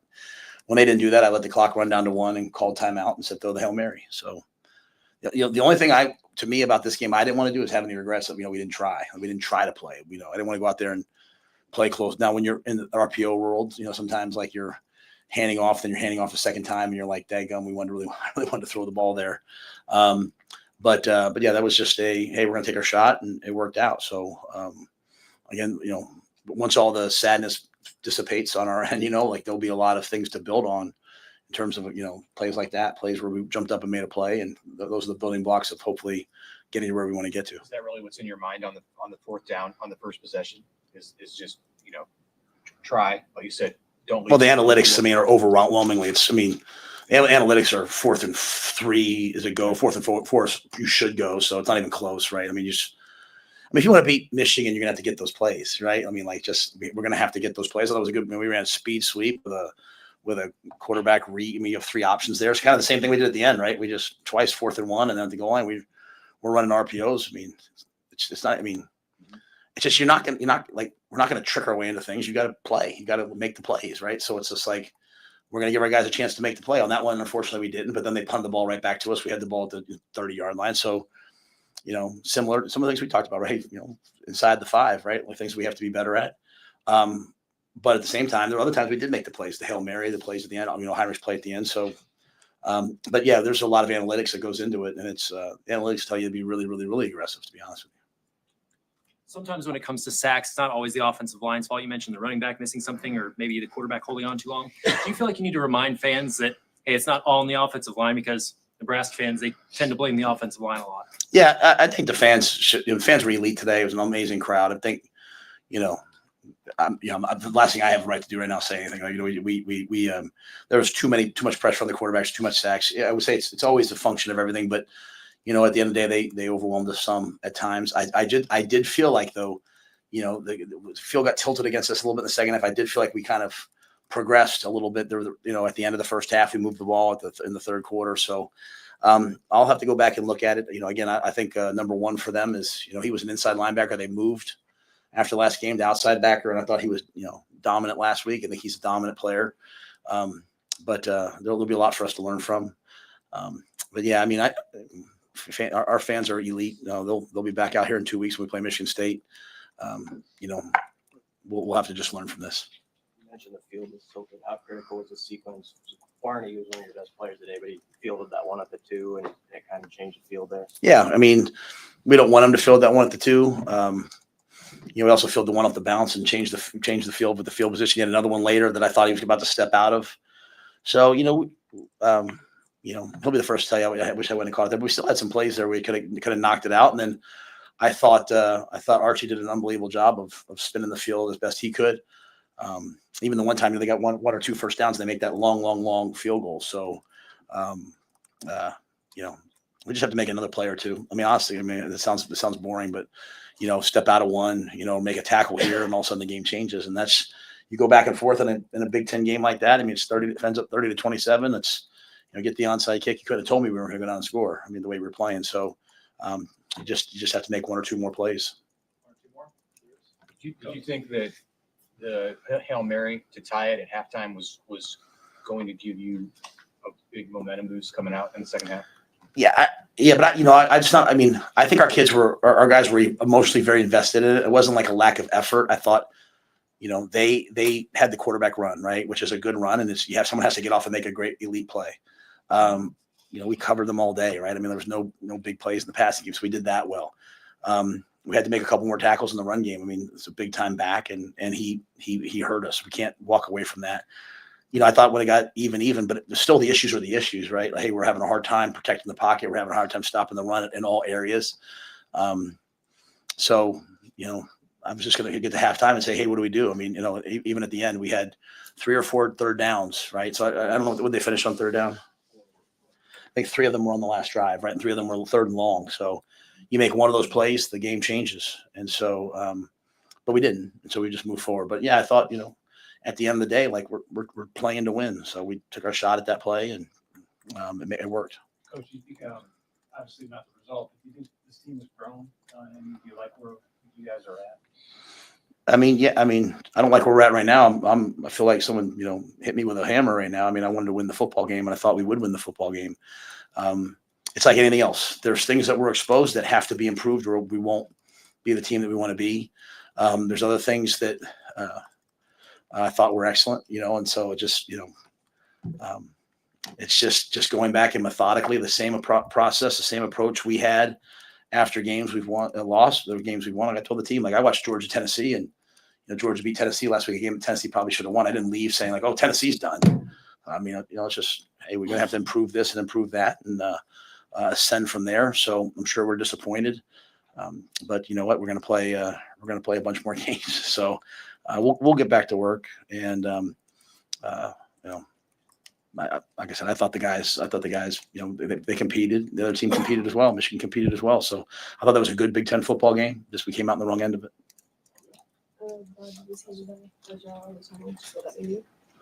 Well, I'm disappointed we didn't get the win for Bud. But I thought it meant a lot that he would show up for us. He could be anywhere he wanted to be in the world right now if he wanted to, and he chose to be here with us. And so, I know it's disappointing, but I will say, like, I saw the wrestling team out there celebrating what they did. I saw, obviously Bud Crawford was there. I think it was a great day to celebrate Nebraska and all the amazing things that are here. Hopefully our volleyball team wins tonight as well. And I think, in the time that we're in right now, Bud's a unifying force for the people in the state of Nebraska. So very grateful that he would be there. I wish we could have done our part a little bit better, but at the end of the day, I hope people appreciate that we're working and the guys gave their all. We just have to get a little bit better. Thanks. There's Matt Rule, his post-game, lot covered there. And they'll go back to work. Real Red Reaction. We're here at Salt Mine City Brewing here out on the patio. Tough one for Nebraska, 30-27. They lose to Michigan. Too much Michigan on both lines of scrimmage. Too much run game for the Wolverines. Missed tackles. The pass rush elite for Michigan with 9 TFLs, 7 sacks. And you had a situation where Nebraska really not balanced, couldn't get much of anything going run game-wise. Tonight, we are going to go on air here on KFOR. KFOR Now till 7:30. We will shift over to stream only, and you find us on YouTube, Average Joe Sports Show YouTube, and Real Red Reaction YouTube, Twitter as well, AJ Sports Radio. Sunday Live tomorrow with the Average Joe. Sunday Live at 10:30 on YouTube. You had a comment here on Rule? Yeah, I just have a question. We have 2 minutes almost exactly left on the air before we flip over to stream only. So before we get off the air, I do want to ask the question I always ask. What is the word you use to describe Nebraska's performance today? Oh, wow! I knew it was coming. Expected. They're just not good enough. Right I could give you one for the air and then one for the digital. Nathan says soft. I don't know. I think it's maybe reality. That's a better word. But I don't think it's a bad reality. This was not 45-7, and having to get a kind of a fluke touchdown run to preserve not being shut out. Better than 2 years ago. Look, yeah, I mean, how about better?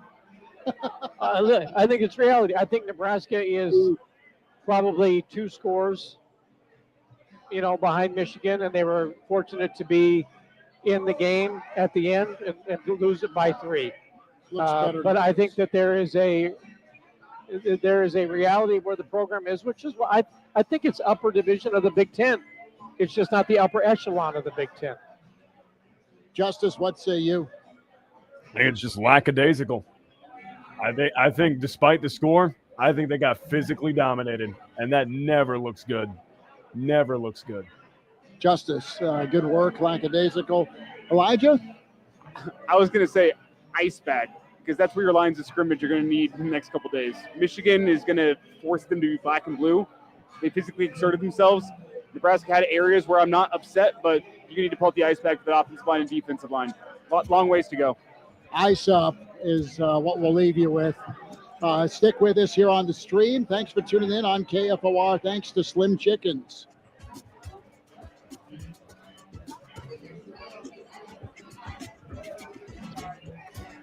And we roll forward here on the stream YouTube with the Average Joe Sports Show YouTube channel, Real Red Reaction YouTube channel, and the Twitter feed, AJ Sports And now we can say what we really think? Could, assuming, well, dude, I'll tell you what, we've had to use the dump button a few times for the pregame. Dude, Spindler was giving that thing a workout. And God love him. God Firing love it him. up. He was saying He should have been out there. Well, he needed him. He wanted to get out there, Bill. You should have seen him. Another Bloody Mary, and he would have been in pads trying to road grid somebody. We could auction off some used gum, Mark Spindler used gum, but There it is. it's over there. But Let's say you cut Bill out of frame there for just a second. that was not intentional. No, I mean this ball game. Just back to your one word, Elijah. Let's continue that, and we'll take your one word to describe today with Nebraska losing. I'm conflicted. This isn't one word, Schmitty. I'm sorry, but in some regards, you look like a national contender. I think at quarterback, you look like a national contender. Was Dylan Raiola perfect today? No, but he makes throws that not many 19-year-olds in college football can make. I think your wide receivers look great. Your pass-catching options, fantastic. The defensive backs, for the most part, look solid. But you look so far off the pace from a Big Ten team on your offensive and defensive lines. So far from what you need to be to go win games in the Big Ten. You have guys in this team that are going to win you football games, but if that is what this offensive line and defensive line is, it's going to hamper you. It's going to hold you back. And you just ask the question, what could this team be with this year's offense and last year's defense? And I don't want to be asking what if with this football team, but last year's defense and this year's offense, and I think you are a team that can compete for a Big Ten crown. But you don't have last year's defense. You have this year's front seven, and this year's front seven leaves a lot to be desired. There's some talent on there, but when it comes to being able to handle bully ball, Dolman, and PJ Fleck is going to play bully ball. Sparty's going to play bully ball. I mean, Michigan, threw the football when they didn't have to throw the football today. That's the thing that's going to hold Michigan back. They've got talent. They're going to be in a lot of ball games, but they tried to gift wrap this thing at times today as well. Nebraska made some plays. I'm not trying to make it sound like Nebraska didn't have some good moments. There's been some progress, but there's still a monster gap. Yeah, and it goes on the lines. There's no question. I think Nebraska has the lines that could probably win in the Big 12. Not saying that that they're superior, but they just don't have the physicality and the size to consistently win in the Big 10. And at times against some of the really good teams compete. And today, I'm not sure that there was a competition along the lines. It was obvious which sides of the ball were better. And Nebraska's lost 2 guys on the defensive line that are NFL guys. Yeah, that's fair. But Williams Winery, as great as he was against Houston Christian, he looked like a guy who's played 7 games in his college career, and he looked like he was physically tired in the second half. Just because he got wore down. So many of those guys just got wore down. Now, does that go to a larger problem? Do we go to strength and conditioning again? Is that an issue? Are we building the best team off the bus, or are you building for guys to win in the Big 10? And I think there's inexperience on the defensive line. There's a lack of size, but I think there's some serious inexperience on the defensive line too. They're just not ready to play that brand of football. One thing I was a little bit surprised by was the lack of Gabe Moore. He seems to be the most sizable defensive lineman, the guy that's most likely to eat up a double team. He made one play where Michigan was down inside the 15-yard line in the first half, and he went and made a play, came to the line of scrimmage. I have to go back and rewatch to actually pinpoint the moment, but didn't see him much for a team that was running the ball as much as they were. Gabe Moore demands a double team. That's what I've seen, and I think that continued today. Then he better be playing more. But that's what against a team that wants to run the football, that ran the ball for 300 yards today. Is he laterally quick? No, I don't think so. Does he force the center and the guard to both block him and knock it up to the second level, allow your linebackers to go make plays? Yes. That was the bigger problem to me. It's not similar to the Cincinnati game. It's not that Nebraska's defensive line was getting blown off the ball by 8 yards. It was the fact that Nebraska's defensive line does not command the respect of a double team, which allows Michigan's offensive line to get to second level and make it one-on-one with the safety. And the long touchdowns came down to bad angles by safeties. That's what it was, because the offensive line went hat on a hat and took care of your front seven and made the defensive backs for Nebraska go make a tackle. And the safeties weren't great with their angles going down and stopping the run downhill. I'm seeing Ed wants me to answer why Nebraska hasn't recruited a running back in 3 years. I don't think it's a great question. It is. I'll be honest. I'm not sure it's necessarily a priority.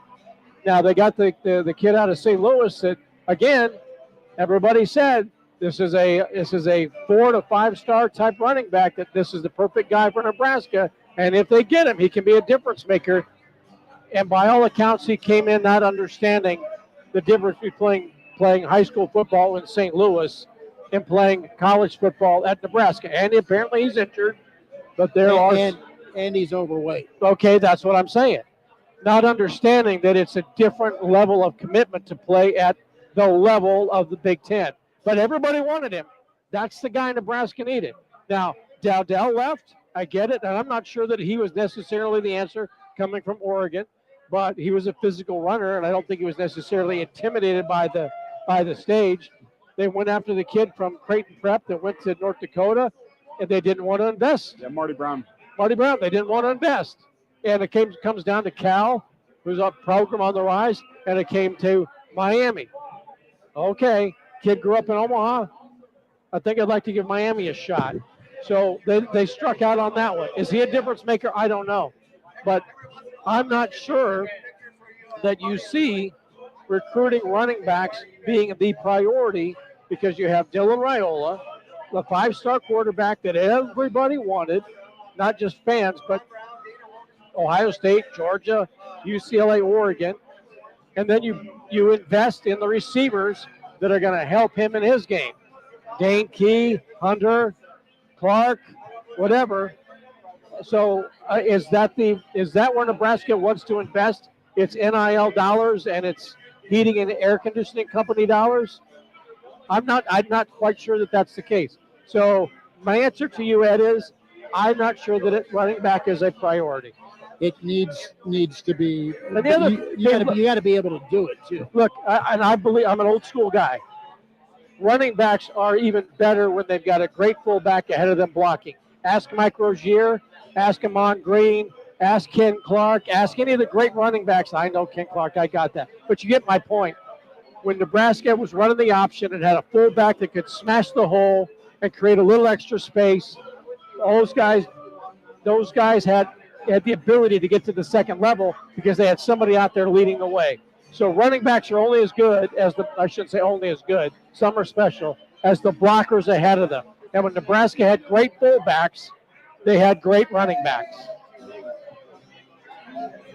Silver Cloak says it's a cakewalk till Penn State, still going 10-2. That's the first happy, positive comment we've heard in the stream. I won't say it's a cakewalk until Penn State. USC looks really, really good. And I think Michigan exposed what every Big Ten team moving forward is going to try and do, run the football down your throat. Nebraska's got to prove. Man up and figure it out. If I'm any Big Ten team watching Nebraska, I don't care how good my offensive line is. Your best chance to beat Nebraska is running the football 50 times. Nebraska's got to prove at some point they can stop a team that's going to run the ball 50 times at them.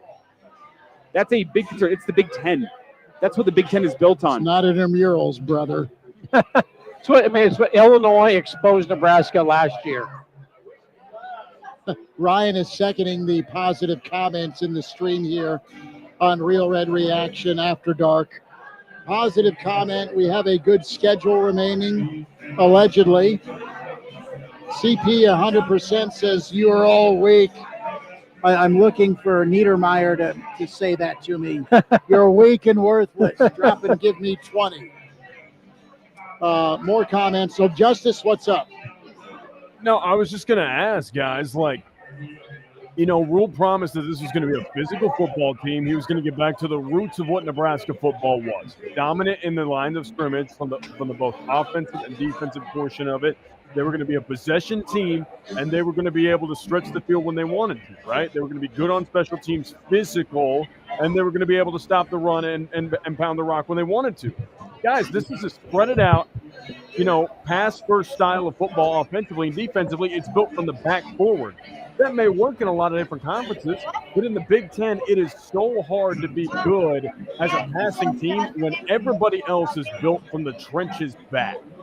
So my big question is what I get what Ed Foley's saying in the chat. I get what a lot of people are saying. What happened to the promises that Matt Rule had made where we were going to get back to the identity of Nebraska in the Big Ten, where they were going to be physical, control the line of scrimmage, and they were going to be able to build from the line of scrimmage backwards, and they were going to be able to find skilled personnel as they fleshed out the lines. I don't know where it went, guys. We were promised something, and we've been given a false return, and there has not been recruitment. There has not been investment in those areas. They've been investing in a lot of the luxury pieces in the eyewash, but when it comes down to the nuts and bolts, the washer's falling apart, guys. We can have all the fancy settings and the spin cycles we want. The washer isn't running right now, and that's a big problem to me. So I want to know where that went, guys. What are your thoughts on that? They've got to decide what they want to be, and I know that you've got a five-star quarterback, you've invested at wide receiver, and style points attract other high-level talent. Ask Wisconsin how style points is going right now.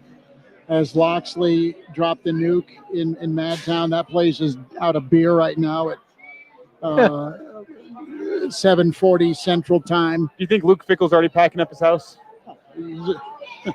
Oh, he sent his family ahead. But no, you've got to be able to do everything, right? And you got to be able to do it all at once. And right now, you're in this process of trying to be alluring while you win.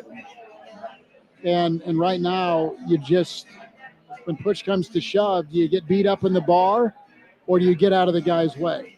And Nebraska's not hanging against the wall, trying to avoid any contact with zero eye contact. Nebraska's better, but there's still a far cry. And Matt Rule has shown the ability to adjust with his coaching staff. He's going to keep pumping Nebraska. The wins need to come. You're 3-1. It's not over, and it looks better, but it's still a little bit of fool's gold right now with what they are, what the final score was, and what lies ahead. You either go get a poncho right now, because you know the storm's coming, and get prepared and get better on the lines of scrimmage if you're possible. You make some hard calls. You start playing some guys that are going to take better angles and make better tackles, or you are content to be 7-5 and, hey, I'm making $12 million a year. It's all good. And I don't see him as a guy that's just going to put his feet up and be sad. He's not happy. It's going to be a rough practice.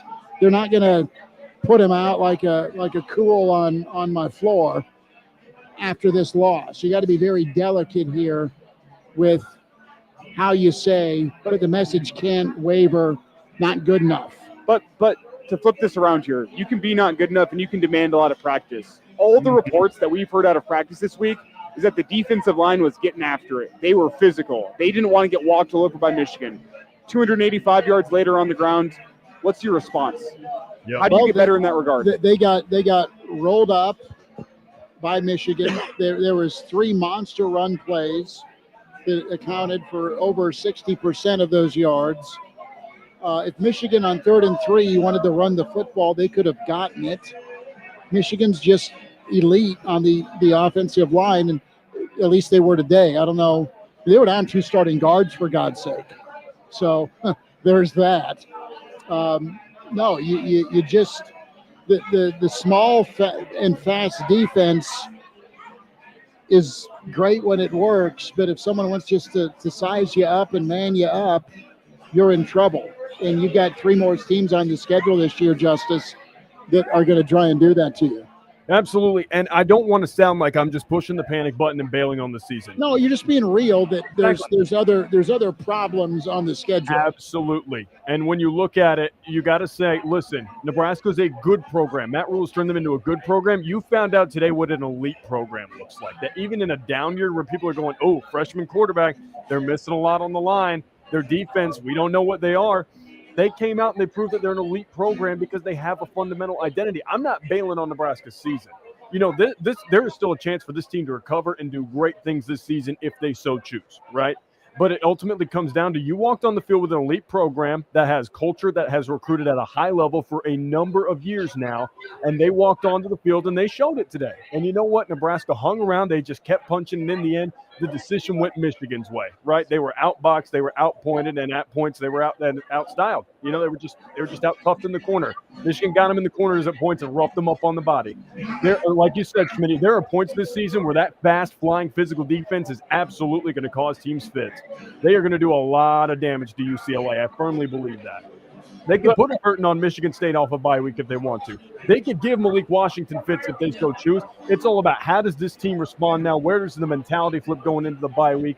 And it all falls on the coaching staff and what the players want to do from here forward. I'm not bailing on the season, but it is time for them to answer some tough questions, and I think they have the team and structure in place to go answer some of those if they so choose. And the first step, if we want to go to a positive note here for Nebraska that they haven't done yet in, 15 years, is to beat the teams on the schedule they're supposed to beat.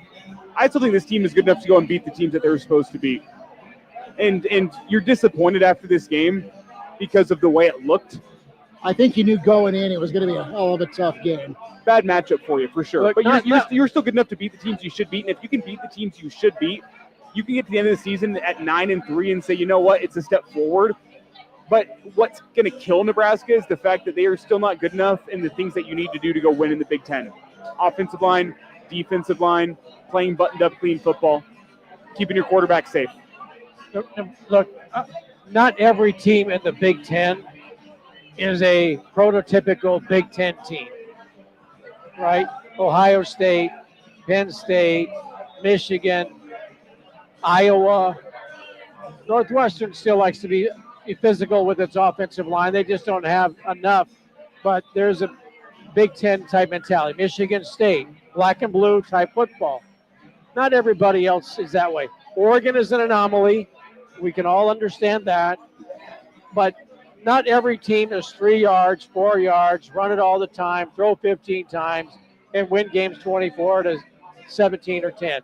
So there are a lot of teams that are built like Nebraska, that play like Nebraska. And as I'm thinking about this, I watched Oklahoma State last night, and I watched, some other Big 12 games. Nebraska still looks like a Big 12 team. The difference between Nebraska's old Big 12 teams and this one is a running quarterback that is a threat to break a play when everything breaks down. Dylan Raiola is a drop back pocket passer. Yeah, he can move around and he can improvise. Look, his pass to Lindenmeyer on that opening drive was one of the best throws I've ever seen him make. The way he improvised on that was brilliant, and they kept that drive going. And he has some nice strikes. The pass to Barney was a terrific play. But Nebraska looks like it's still in the mold of a Big 12 team like Oklahoma State with a solid quarterback passing the ball around. They don't have Ollie Gordon down there anymore. And look what happened. They got beat by Tulsa. But they're just limited. Just limited. Look, I said it earlier. Dylan Raiola is going to be a great pro quarterback. I'm confident of that. But in the college game, you have to have somebody that will give you the threat of the run. You go back to last year's college football playoff teams that did well. Will Howard could run the ball. He was at least a threat to scramble. The quarterback at Notre Dame, Riley Leonard, could run the ball serviceably well, both of them. They weren't threats to run like Lamar Jackson or somebody like that or that keeps plays alive. But if something breaks down, they can still go get you 10, 15 yards willingly. And right now, you don't really have that threat that there is a will to get 5 yards. Well, Raiola ran into trouble today more than he ran away from trouble. Or he abandoned in the midst of trouble, right? And so that's a difference with Nebraska, is not having a quarterback that can run out of trouble. Go back, you're not going to see Eric Crouch or anything like that, but I think that's a difference too. That Nebraska's right now is still playing Big 12 football, which there are teams in the conference that do that. They just don't have the size and the massiveness up front on either side to make a difference in a game. More comments here in the stream. Will probably wind down about 8 o'clock here. I know what I'm talking about, Ted. For Real Red Reaction, powered by Slim Chickens, 14th in Pine Lake, 84th at Old Shady. It's where you can go see the good folks at Slim Chickens, get some chicken fingers, get a salad, get some of their amazing desserts, and kind of drown your sorrows. Don't forget the Average Joe Sports Show, Sunday live at 10:30. The Iron Horse will join us. Elijah Herbal, Bill Goldman, Chris Schmidt, Justice Rohde. Fongway is here, and Chickson says, howdy. Oh, well, the sun will rise tomorrow, won't it? And we'll get into this a little bit tomorrow, but the DEFCON level is not at 1 or 2. It's probably 3.5 or 4. Yep. Where if you were real honest with yourself as a Nebraska fan, you knew that this was going to be partly Michigan helping you out and Nebraska doing something miraculous. Not that Michigan's 12-0 Michigan, but you just saw the difference today. I think Nebraska can still win 9 games. I really do. They're not going to play against a team as physical as Michigan. They got Penn State, they got Iowa, but they got Iowa at home. Is Michigan a 10-win team? Are they a playoff threat? I don't think so either. No. I think they're last year. No, but I think they're 8-4, 8-5. It could be. When you look at their upcoming schedule, they also have a bye week. They go Wisconsin, USC, Washington, Michigan State, Purdue, Northwestern, and then Ohio State. Maryland, and then Ohio State. 7, 8? I'm at about 9 wins for them. Okay. Probably 2 more losses on there. Ohio State seems to be a class above them. And we'll see. That hasn't mattered the past couple of years. But if they just want to get down and dirty and punch you in the face, will Ohio State respond? It's a matchup thing, isn't it? I mean, I think USC also, and we'll see how they do tonight, but I think they might also be in the upper echelon class of college football playoff teams in the Big Ten. They spent a lot of money to get better, didn't they? And they unloaded the war chest. They went and got a JUCO player of the year at running back. They splashed a ton of cash on the D-line. USC, assuming they don't lay a stinker tonight against Michigan State, looks to be in that upper echelon. Well, guys, I want to ask this. You mentioned about investment. I mean, Nebraska needs to – you're not always going to be right. I understand this. But your investments right now, look at Ernest Hausman, led the team in tackles, 9 solos, 6 assists, a couple of TFLs. You couldn't keep him, coaching change, whatever. But Dane Key's a good ball player. Dane Key was kept in check pretty well today. You had Isaiah Hunter, a couple of catches, but kept in check pretty well today. You spent money to keep guys. Keona Davis, Emmett Johnson, both kept pretty well in check today. It's not a blame game. I'm just saying your expenditures, and then you spent a boatload on Pritchett. He's been problematic this year. You tried to go to him because your other option at tackle was having a tough time. If you're going to spend it, you better be right with it. And in this instance, McCullough was good today. We'll give you that. But you need to just be more solid with your talent evaluation, at least, and needed to play better in big games. The problem with Nebraska right now is they have to overpay to get talent. Yeah. If you're getting the same money from Oregon and Nebraska, where are you going? It's not a question. They going to lose Oregon. out all the time, the guys that they're in competition with. So it comes down to me, like, you're going to have to overspend in the portal to go get guys. You got to be right in your high school evaluation, your high school development. And you use some overpays in the portal to go fill some gaps. That's where you have to be right. You had to overpay for Pritchett, and I think you're getting hosed. I wouldn't say you're getting hosed, but you're realizing why other teams weren't willing to pay as much as you were. You're realizing why Bama spent the money to get him the U-Haul. I mean, in terms of the portal additions you went and got that I think are worthy right now, Deshaun McCullough, he's playing well. Best member of your front seven in my eyes. Whatever right now. you spent to keep Barney and Shavers here, money well spent. I think Key and Isaiah Hunter were both worthy investments. But what are these guys we're talking about in terms of investments? They're not offensive linemen. They're not interior defensive linemen. Look, I think Key was held in check, but I think that was in part because there was no time to find him. You spent money to get Rocco Spindler here, and I think that's been a good investment, not only for the team but for us because of Dad. So that was a good investment. But I think he's been good at the position. I think he's a leader on that offensive line. But you got to open it up to protect your 5-star. If you protect your 5-star, then your others are going to be able to get involved. Hunter's good. Key's really good. Jacory Barney made one bad play, getting stuck at the 3-yard line. Should have never let it go. But he had that punt return where he fielded the ball and got an extra 20 yards, which set up the drive in which he got the touchdown on the other end of it. But Barney is, I think, invaluable to that offense. Shavers, invaluable to that defense. And, you got to keep some of these guys here, but you got to invest in the line.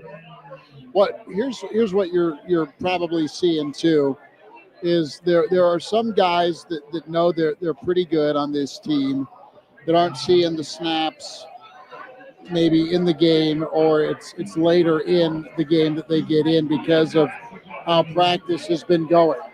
They're going to reward starting and playing time to the guys who do it the Monday through Friday or Sunday through Friday during practice. I like that standard. I understand that. But guys like Van Poppel, guys like Lenhart, I mean, those are high-star recruits. And Lenhart had the pass batted down. He also didn't stay in his rush lane on the 37-yard touchdown run on that quarterback draw. And guys are going to make mistakes. I'm not here to be holier than thou, but I'm just saying the studs you do bring in need to start playing at a high level. Michigan's guys, the edge guys, that linebacking core, they were werewolves, man, off the edge. With 4 men and 3 men, they got after the quarterback today. That's one thing I haven't brought up. I also didn't love Nebraska's game plan, knowing your tackles were getting cooked. You didn't have help. You didn't have the standard. If you're getting cooked off the edge, you get 4 hands in the defensive end. You have your 2 from your offensive They did tackle it for a little while. and you get a tight end or a running back to chip and give your offensive tackle just a little bit of support. Didn't see that much today. That was a slightly disappointing. That's not an adjustment you can make. Seeing, oh man, our tackles are up against it.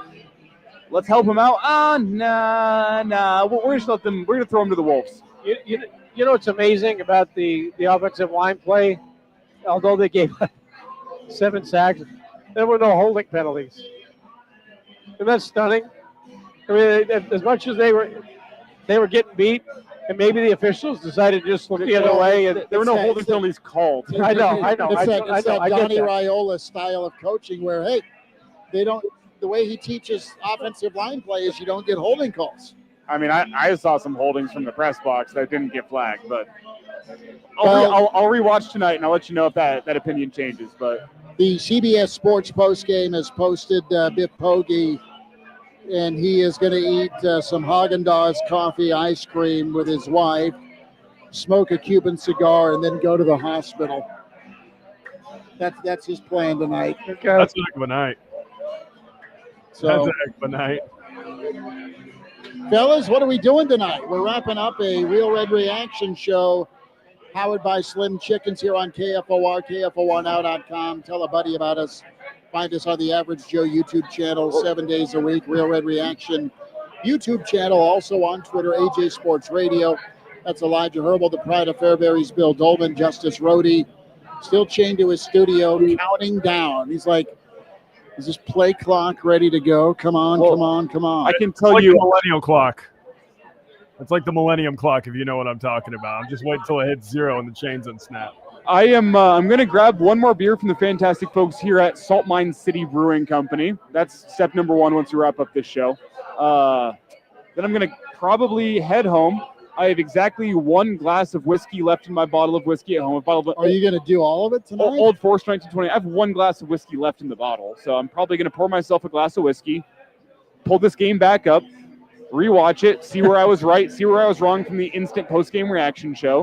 I'm going to go to bed and I'll be ready to rock and roll with more reaction tomorrow, because this is coach speak, absolutely. But it's never as good as you think and never as bad as you think in the moment. Go back, rewatch, see what I see, and be ready to rock and roll with you gentlemen tomorrow morning at 10:30 and see where we were right and where we were wrong from this Real Red Reaction show. Because I'll admit, I'm not infallible. I miss things live in the moment, and I want to see what I missed upon a rewatch tonight. I think I'm going to go watch a bootleg underground copy from Thailand of the Bud Crawford win over Canelo Alvarez to make myself feel better. You had me scared about bootlegged in Thailand. I thought that might tickle the ears. Bill, what are you going to be watching? I'm gonna watch Bud beat Canelo. Hey, look, I don't fanboy over any celebrity, but Bud Crawford being in the building and wearing 168, that was spectacular. I think they should have let him just walk out of the tunnel by himself. But it's great to see one of the greatest fighters, not just of this generation, but one of the greatest fighters in the history of boxing, repping the Big Red, wearing the jersey, enjoying also. He wasn't just making a celebrity appearance. I mean, he likes being a Husker. I'm sure he likes being a Blue Jay as well.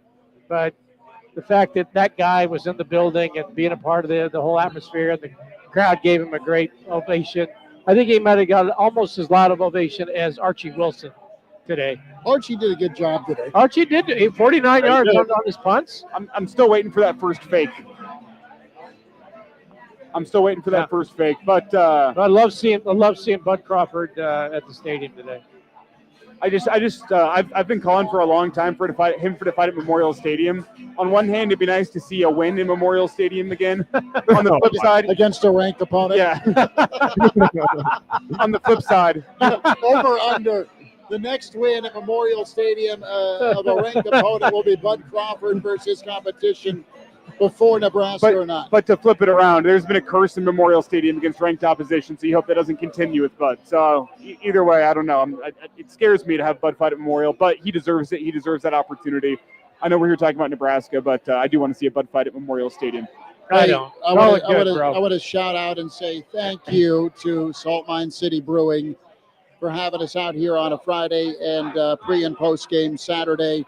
Glorious location, amazing food and drink specials, live music, gorgeous night for football and day for football. The wrong end of it for Nebraska fans. Our friends at the Single Barrel are going to welcome us back on Michigan State Saturday. Michigan, just for the room to know, does lock down and rent out all of the hotel and the Single Barrel. So we are, over the last 4 times Michigan's been here, we've had other folks step up and host us, and we appreciate them greatly. And we'll frequent our friends here at Salt Mine City Brewing time and time again. We encourage you to do it as well, and also find our friends at the Single Barrel. Elijah, thank you much for the work today. I need a pack of cigarettes. Appreciate you, Justice. You're awesome. Way to grind it today. Good stuff. Get back to your homework. Awesome takes. No homework till Sunday, Bill. Elijah's gonna get the bolt cutters out and find his way out of the studio. That is McCormick's vodka that Elijah's been hammering in the 2-gallon bottle. Good to see Vic in Denver.